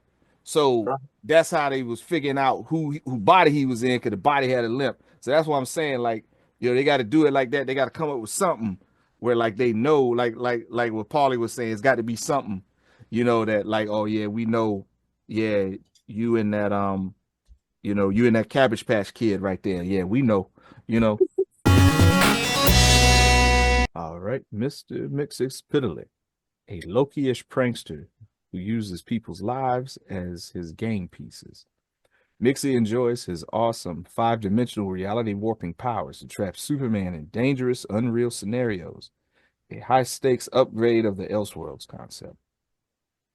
No longer content to make buildings sprout wings, Mixie warps the facts of Superman's life in a sustained effort to test and break the Man of Steel's spirit, because the imp's 5th-dimensional intellect rightly understands that Superman's pure soul is his true power. Sometimes aware that he's been thrust into warped histories and sometimes not, Superman can only win these games by rising above the Mixie world's temptations to be less virtuous, less positive, less dedicated, less effective than we know he can be. Superman's own inner strength is the key to making Mixie disappear. Cool. I don't know what else to say to this. I don't like that. I don't like the idea of Mxyzptlk being reduced to like a way to do the multiverse without doing the multiverse. You know what I mean? Because that's what they're trying to do here, isn't it? Yeah, I can see it's that. like Morrison, Wade, all of them. They love the multiverse quite rightly, because the multiverse is great. Or in this context, it is a bit sick of it elsewhere, but but like they want to do the multiverse, and this is just a way of doing that. And it's like, just don't use Mxyzptlk as a way of doing it. Let him be his own thing. Just do the multiverse. That's what I think of this. I don't know that I like Mixie basically being a kind of devil figure to Superman, tempting him and stuff. Because I just kind of like Mixie being like, I'm just here to mess around with you. I'm not testing your character or anything. You're just, I don't know, like right now you're a puppet. Boom. Get your way out of that, Superman. I feel that, because it's like, I think that's probably part of the fun, is that he is like, dude, I know you're not gonna try to kill me. I already know what your character is, right? That's what makes it fun. You know, it's a game. You know, games have to have certain rules and parameters. You know what I mean? So, Yes. you know, I just think that you know, the idea of, you know, like you said, them, you know, him trying to tempt him, like tempt him with what? Like, what are you going to give Superman that he can't already have? You know what I Mm. mean? And it's like, I just think it's dope though that, you know, as a fifth dimensional being, he comes down to the third dimensional world just to challenge a guy, right? Mm. You know, I just think that that's great, you know, and you know, yeah, I think that that might be stretching the concept a little too far, you know, Yeah. doing that because I just kind of feel like, you know, because I mean, you know, he's not really evil or anything. He's just bored all the He's time. just bored. Yeah. So so it's like, you know, you bored, you get into trouble. I mean, that's kind of how it works. So it's just like, you know, just leave it at that. I mean, you don't need to rewrite that. Prankster. He fights for truth, justice, and the American way in a manner diametrically opposed to Superman's. He's an anti corporate prankster, like Michael Moore in TV Nation. He wants to show people the strings and wake them up from their blind acceptance of a Star Labs playing with DNA in the middle of a densely populated area, or a watchtower on the moon monitoring our every movement, or a LexCorp secretly taking tax breaks to build bizarros. The prankster stages elaborate, humiliating, destructive public hoaxes that mess with people's heads. As astute and perceptive as he is out of control, Prankster is the one Earthman who actually worries Luthor. I do think that so little has been done with a prankster as a character that you can do whatever the hell you want with a prankster and be like, this is the prankster now. Isn't it weird, Yeah. though, how Morrison, Wade, Miller, and Payer invent Anonymous in the year 2000 or in the late 90s, even? You know, that's pretty Fair. cool. Yeah. And That's you know, using the prankster in that way as this sort of anonymous, even as a sort of like V figure, you mhm. know, that'd be quite interesting, wouldn't it? Like a sort of, you know, sillier version of V. That's quite interesting. Yeah, I know the problem with the prankster and the Toyman has always been people have confused the two of them.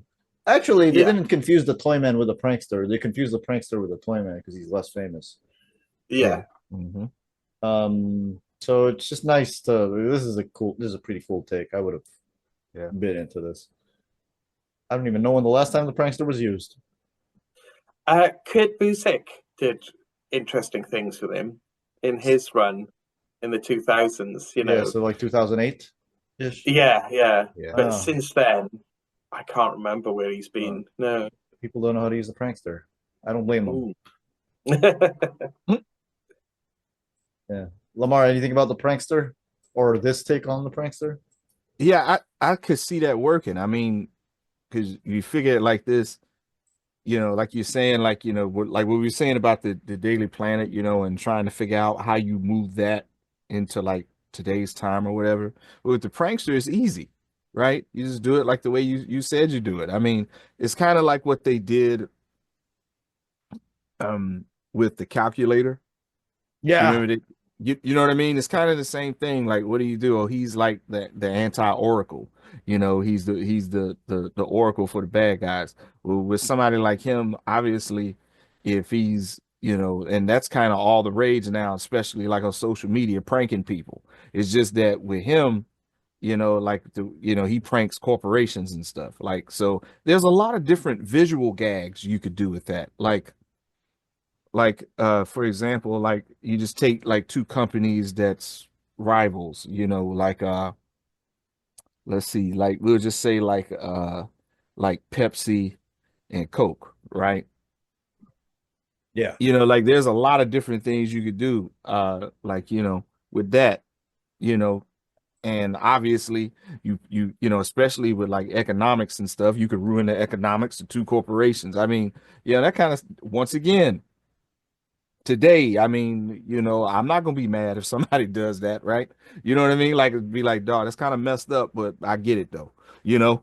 So I could dig that. There's a lot of potential actually with something like that. Because like when you look at Superman, it's like, okay, well, how do you deal with something like that? Right? Like, it's a lot of different things you could do with that, story wise, visually, and all of that. Like I know probably reading it to some of the more cynical people out here, that probably seems like it's something lame and uninteresting, but I'm gonna tell you, like my people always used to tell us, keep on living, just keep on living. You'll come back around and you'll get it. You know what I You mean? will get it. That's true. Like it might sound silly at first, but you'll get older. The Kryptonite Man and Kryptonite in general. An evil, cagey, rock-like monster with a body reminiscent of the Things, a primal, green-glowing personification of Superman's death, the Kryptonite Man is, in reality, and unknown to Superman or even to himself, a supporting cast member, Ron Troop, who turns into Kryptonite Man against his will in a Wolfman-like transformation. It's a rare event. Kryptonite will never be used as a writer's crutch. What won't be a rarity is the writing team's continual watchdogging to make certain the familiar touchstones of the Superman legend are used as opportunities for creativity, not ways around it. Thanks, I hate it. I've got a question. What these guys got against Ron Troop? I know! Yeah, that's like the third dig at him, bro. You know what I mean? They leave him out of the Daily Planet thing, and then they're like, "Oh, well, Ron Troop's drama might take away from Superman." And I was like, "Ron Troop is a Kryptonite man." Yeah, earlier they put him on the same level as like Alice White. Like, it's like, come on. And you know what it is? It's that Ron is not one of their characters. Yeah. Right. He's a newer character that they in particular don't have an attachment to. Yeah. And that I do think that happens a lot with new characters. Like with new characters and then newer writers take over, but that writers, like when they were readers, it was before the time of the writer they're replacing. Yeah. Yeah. So like what part did you hate? Was it the Kryptonite Man part or the Kryptonite part? Or both?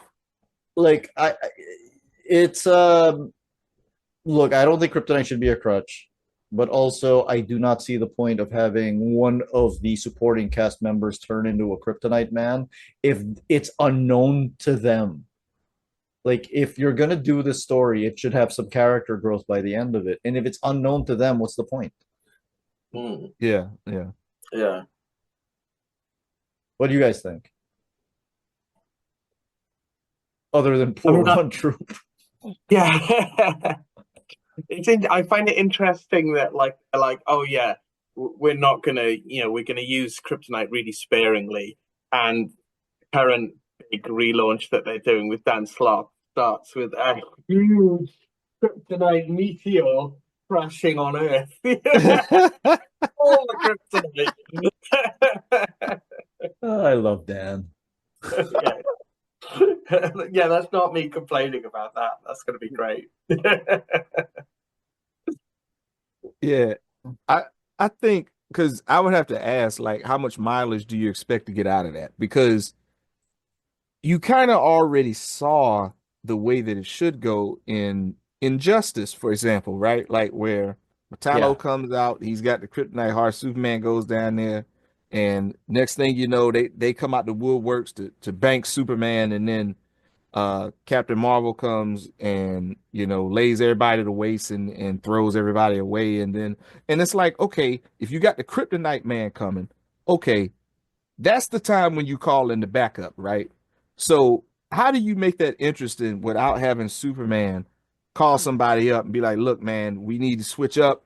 I'm gonna give you about 12 hours. You come in, do what you got to do, and I'm gonna go take care of your stuff, and then it's over, right? That story could literally be over in like 3 or 4 panels, right? So it's like, how do you drag that out over like it's probably not worth it, right?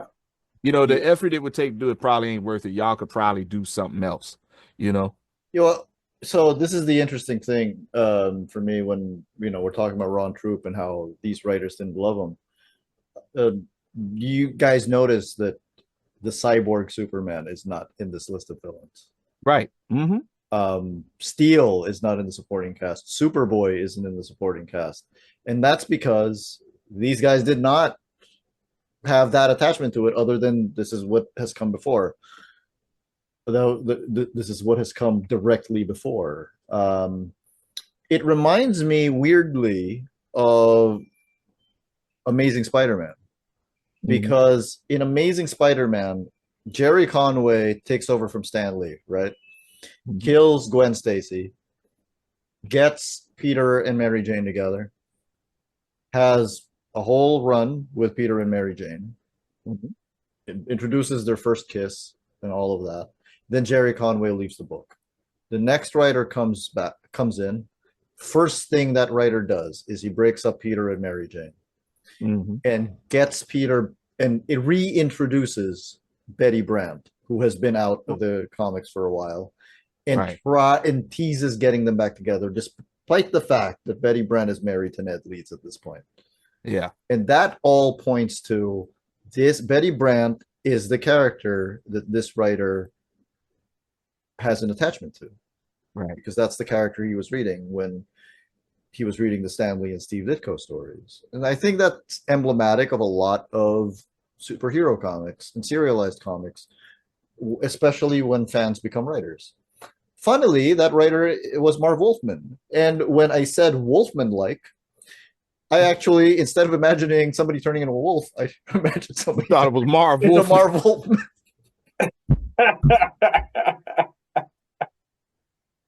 Okay. I mean, this is really interesting now because we're currently in a time where the writers who are coming on now grew up with Steele and Connor and all those 90s people. So they're all coming back. Connor's got his leather jacket back on, Steele's right. quite prominent. And, yeah, I'm with that too. Yeah. The Parasite as the selfless Superman is the ultimate giver. Parasite is the ultimate taker. He was almost perfectly formed from the beginning, and we probably wouldn't do too much to him, but we do admire Paul Dini's idea of letting him absorb other traits besides raw power, like personality traits and voices. We would like to use 21st century printing technology to update his visual, however, to give him a look similar to the one he sported in Kingdom Come. A radiation-scarred body isn't purple.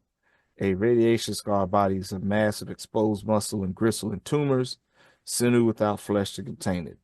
It should hurt just to look at Parasite. Yeah, I agree. The Parasite should be disgusting. And that's what they did with All-Star. Yeah. Yeah, and Secret Origin. And Secret Origin, Superman Earth 1 as well. He's got these weird, bulbous kind of growths in his mouth, insect-like growths in his mouth in Superman Earth 1. Yeah. The Parasite, for me, has historically run the same risk of being of the Metallo problem, because that power is specifically meant to immediately weaken Superman. But it goes a little too far because it makes it so that whenever he's around, Superman's just dead. Yeah. So that always gets me interested in why that is, because it's not like a Parasite walks into a room with Batman and Batman just keels over, So I don't really know why that happens, but I do think he is pretty cool. Yeah, and he's fought Spider-Man. He has, in fact, fought Spider-Man. Yeah, that's true. He has, in fact, fought Spider-Man, and I think y'all are right about his visual presentation, because with a character like him, whatever the premise is, the success of it is determined on how it matches with the visual presentation. If you say that his name is the Parasite, and he comes out in swimming trunks and a tank top, that probably doesn't work, right? You have to match the two of them. It's kind of like pro wrestling in a way. Like, the way the character looks has to match, Yeah. their gimmick. So I think with him, like he's got a really good gimmick, and the visual presentation matches it perfectly. And I think the more disgusting that he looks, the better it is.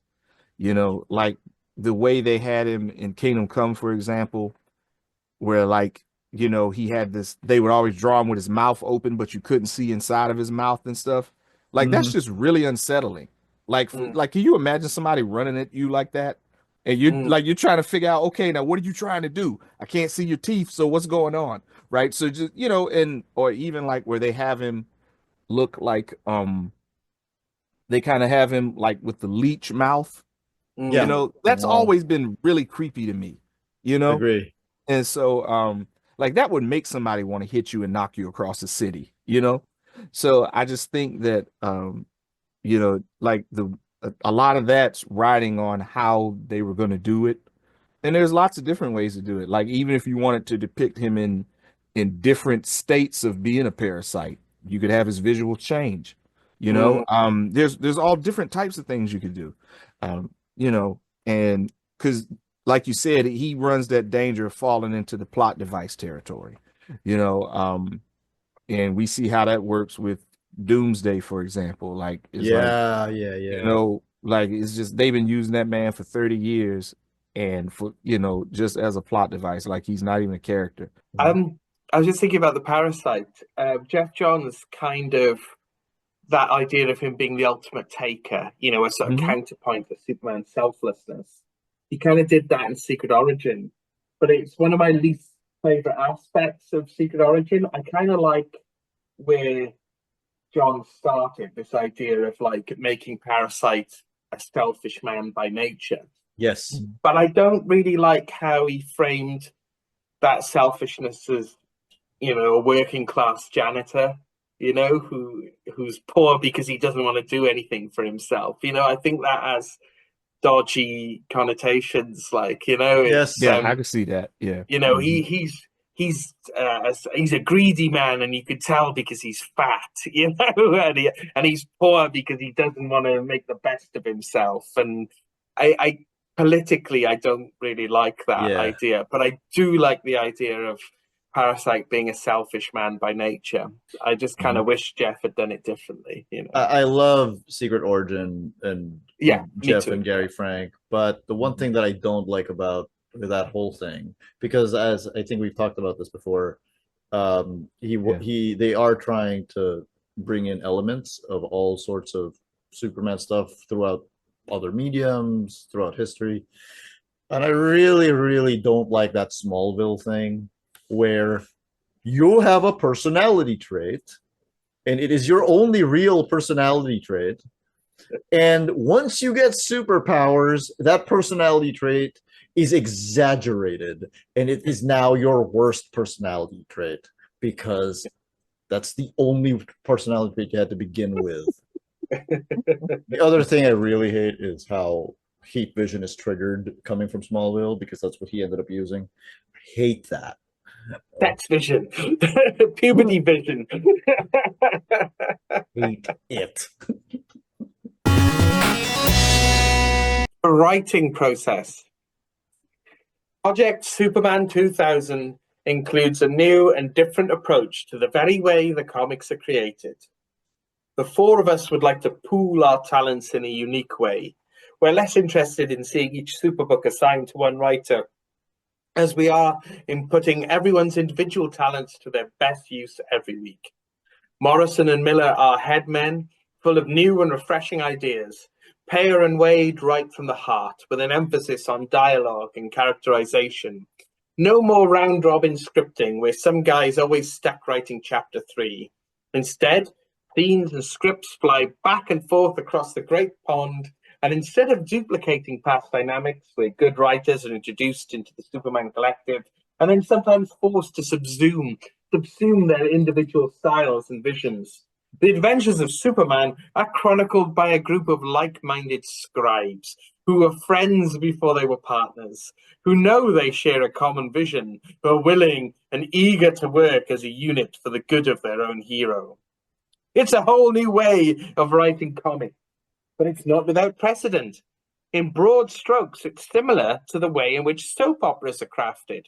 Different writers are responsible for certain characters, plots, and subplots, all according to their particular passion and specialities. We're still ironing out the details of the actual process, and we're all aware that any editor's heart would freeze solid at the sound of the names Morrison, Miller, and Payer in connection with anything that requires, a weekly deadline.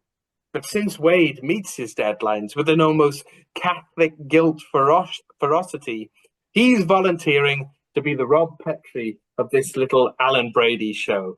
No idea what that reference is. The writer who'll filter all the work and make dead certain it's on the editor's desk when it's supposed to be. As much as he values his professional reputation, he's willing to stake it on this thrilling and potentially revolutionary process.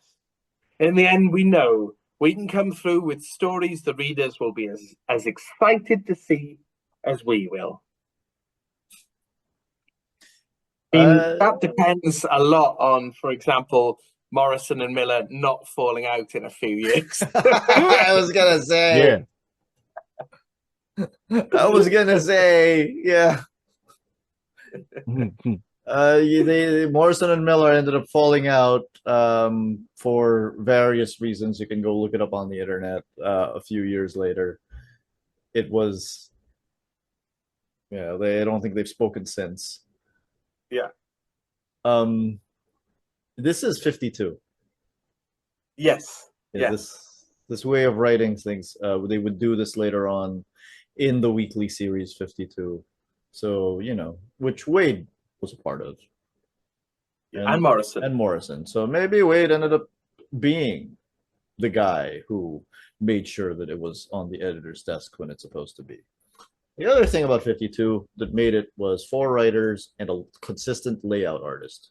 So, which was Keith Giffen. So I'm assuming that they would have had to get one of those guys. I don't know who that would have been. No.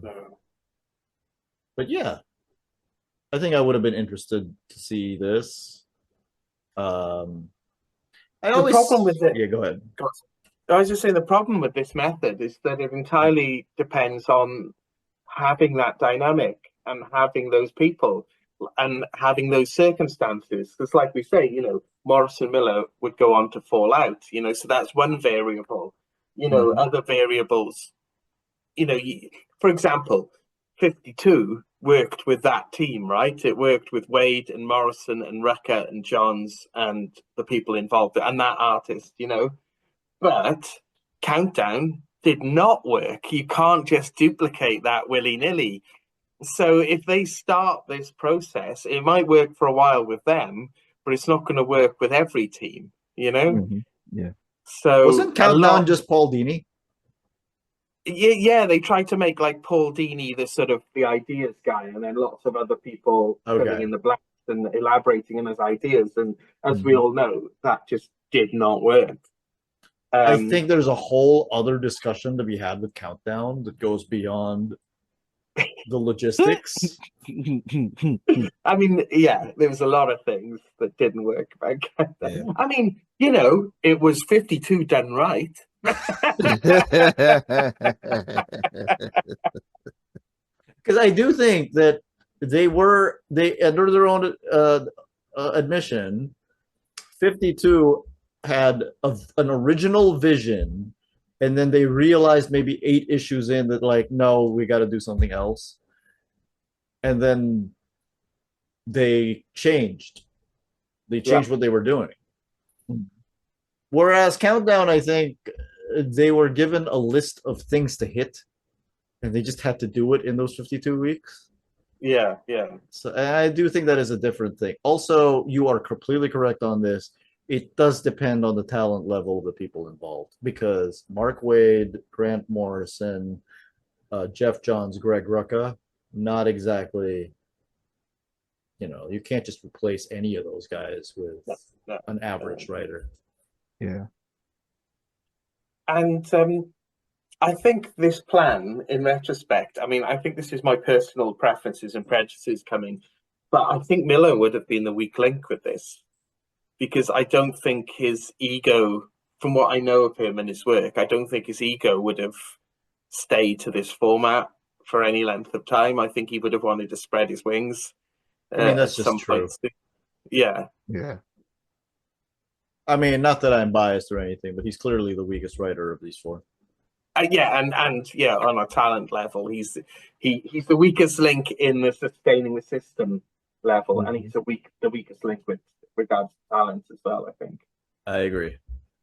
Yeah. Before we land the plane, I wanted to clear up the Alan Brady show thing, Rob Petrie.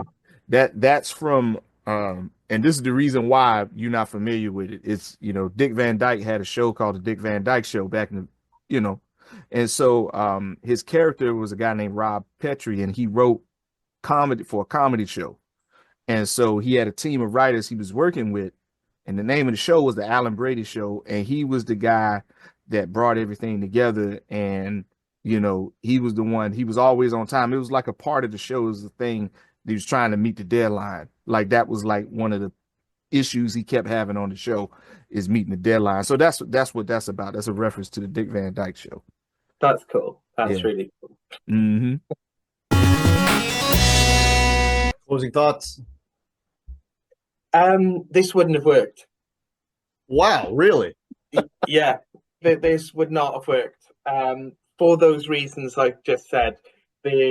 You change one of the variables and it all goes out the window, I think. Whether it's Morrison falling out with Miller, whether it's them getting a bad editor, whether it's them not being able to get an artist who can work with them in the same way. It's the slightest thing sends this out the window. And you also know, in retrospect, you've got Didio on the horizon. In a few years after this would have launched, Dan Didio would have come on board. And there's no way he would have let this system carry on going, and these ideas carry on going. He would have wanted to shake things up. And as we know, he didn't get on with a number of these writers, mainly one of them. And so with a number of these writers, one writer. Yeah. So this sounds great. Everything in this pitch is great. And these writers, with one exception, are great. But I think ultimately we got a better deal in that all these writers went away and they did these ideas in ways that could evolve independently of the restrictions that they would have been under trying to do this as a weekly story. We got All-Star Superman, we got Birthright, we got Last Days of Lex Luthor, even, to his credit, we got Superman Red Sun, so yeah, I think we were better off in the long run, as great as this pitch sounds. And I think there would have been too many compromises, too many variables to have it unfold in a satisfying way. Lamar? Yeah, I could, in retrospect, I could see what Paulie's talking about, because, like if we go back to 2000 when they was getting ready to do this, I would have been on board with it. But like, as you can see, we got hindsight. So just looking back, I could see the problems that Paulie's talking about. So would it have worked long term? Probably not. Would we have gotten some really, really good comics out of it, and that would have been up there with the best Superman comics ever made? Yeah, out the gate, sure, absolutely. We might even have seen a different type of effect on other multimedia and stuff later because of that. Because I think we would have ended up getting that anyway, right? It just would have been a little different, right? But because the ideas are great, right? So, when it comes to an idea being great, that speaks for itself. But yeah, I just think that with this, there would have been no room for error. And there's a lot of places where there would have been errors, right? Like in an extended period of time. So I think it's an idea that's ultimately would have been so good that it wouldn't have been able to sustain itself. I think that's probably what would have happened. There's only one thing in this whole thing that I think would have really messed everything up. And it is the Superman and Lois breakup. Yeah. because, and not because it quote unquote is a bad idea or whatever, because at this point in time I wasn't really reading Superman comics, so I couldn't really say it was the same with New 52. When New 52 hit, I wasn't really reading DC, so I couldn't really say, oh hey, you're gonna lose me as a reader, because I wasn't reading. Right. If anything, it probably would have worked in getting me back for a short term, and maybe it would have been good. But the thing about the short term is that the short term is short, right? Yeah. So when you do something like the big magic fix of Superman and Lois, and then that plays out, what happens next? Right. What happens next is one of you leaves, one of the four of you leaves. Another guy comes in. Maybe it's a Jeff Johns, maybe it's a Dan Slott, or whatever. Some guy comes in and thinks, you know what, Superman was better when he was married. And then or like Dan Jurgens shows back up and Superman's better when he was married. So the thing is, when you do a rewind, it leads, especially in the DC universe, when you do a rewind, it leads to more rewinds. When you do a reboot, it leads to more reboots. Because people keep on wanting to go back to stuff. Yeah. If you don't do that part, then this entire proposal just becomes a continuation of what was then the current continuity, with a different approach to the logistics, which may or may not have worked for the short term that all four writers are currently active. And then, you know what, they just go back to it. But I don't really see, I don't really see the point of such a major change for what may not really have been a bigger return, in terms of audience share and number of people reading. Still, this was a fun thing to consider, and I do like that a bunch of their ideas work their way into other comics, and I'm gonna wait for that Toyman idea to get worked in to other comics and media. I should say as well, I like what we got in 2000. I think we got some really good stuff in 2000. Maybe it wouldn't have been as amazing as this mythical Grant Morrison, Mark Waid kind of run, but I liked the Superman Y2K story with Brainiac 13.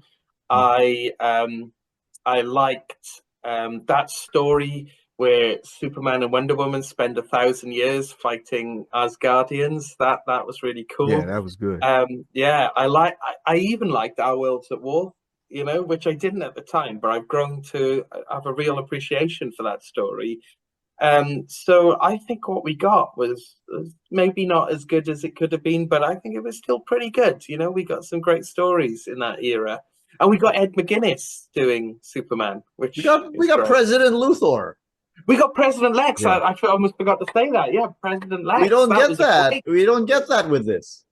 Yeah, President Lex was like a defining moment for that character, and like a really good story, and it really kind of resonated at the time in the Bush era as well. It was a story that I think resonated in a way that perhaps the stories that this team were planning wouldn't have resonated.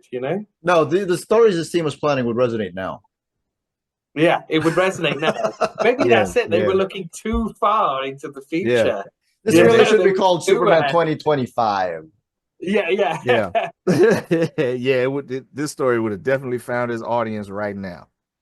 Yeah. I mean, that's Grant Morrison, isn't it? Grant Morrison is, if Grant Morrison has a flaw, they are too ahead of their time, I think. It has to be said that their treatment of Lex Luthor would have never led to President Lex. Yeah. Because their treatment of Lex Luthor is to walk away from the corporate stuff. And President Lex is the logical extreme of the corporate stuff. It would have never led to President Lex. And you know what? President Lex is a good thing. Yeah, I love President Lex. Yeah. All right. So that was Superman 2000, and we are, that was a fun read to go through, seeing what was planned or what was pitched for Superman at the turn of the millennium. Closing thoughts is I am really, really looking forward to the new Superman movie. It's going to be great.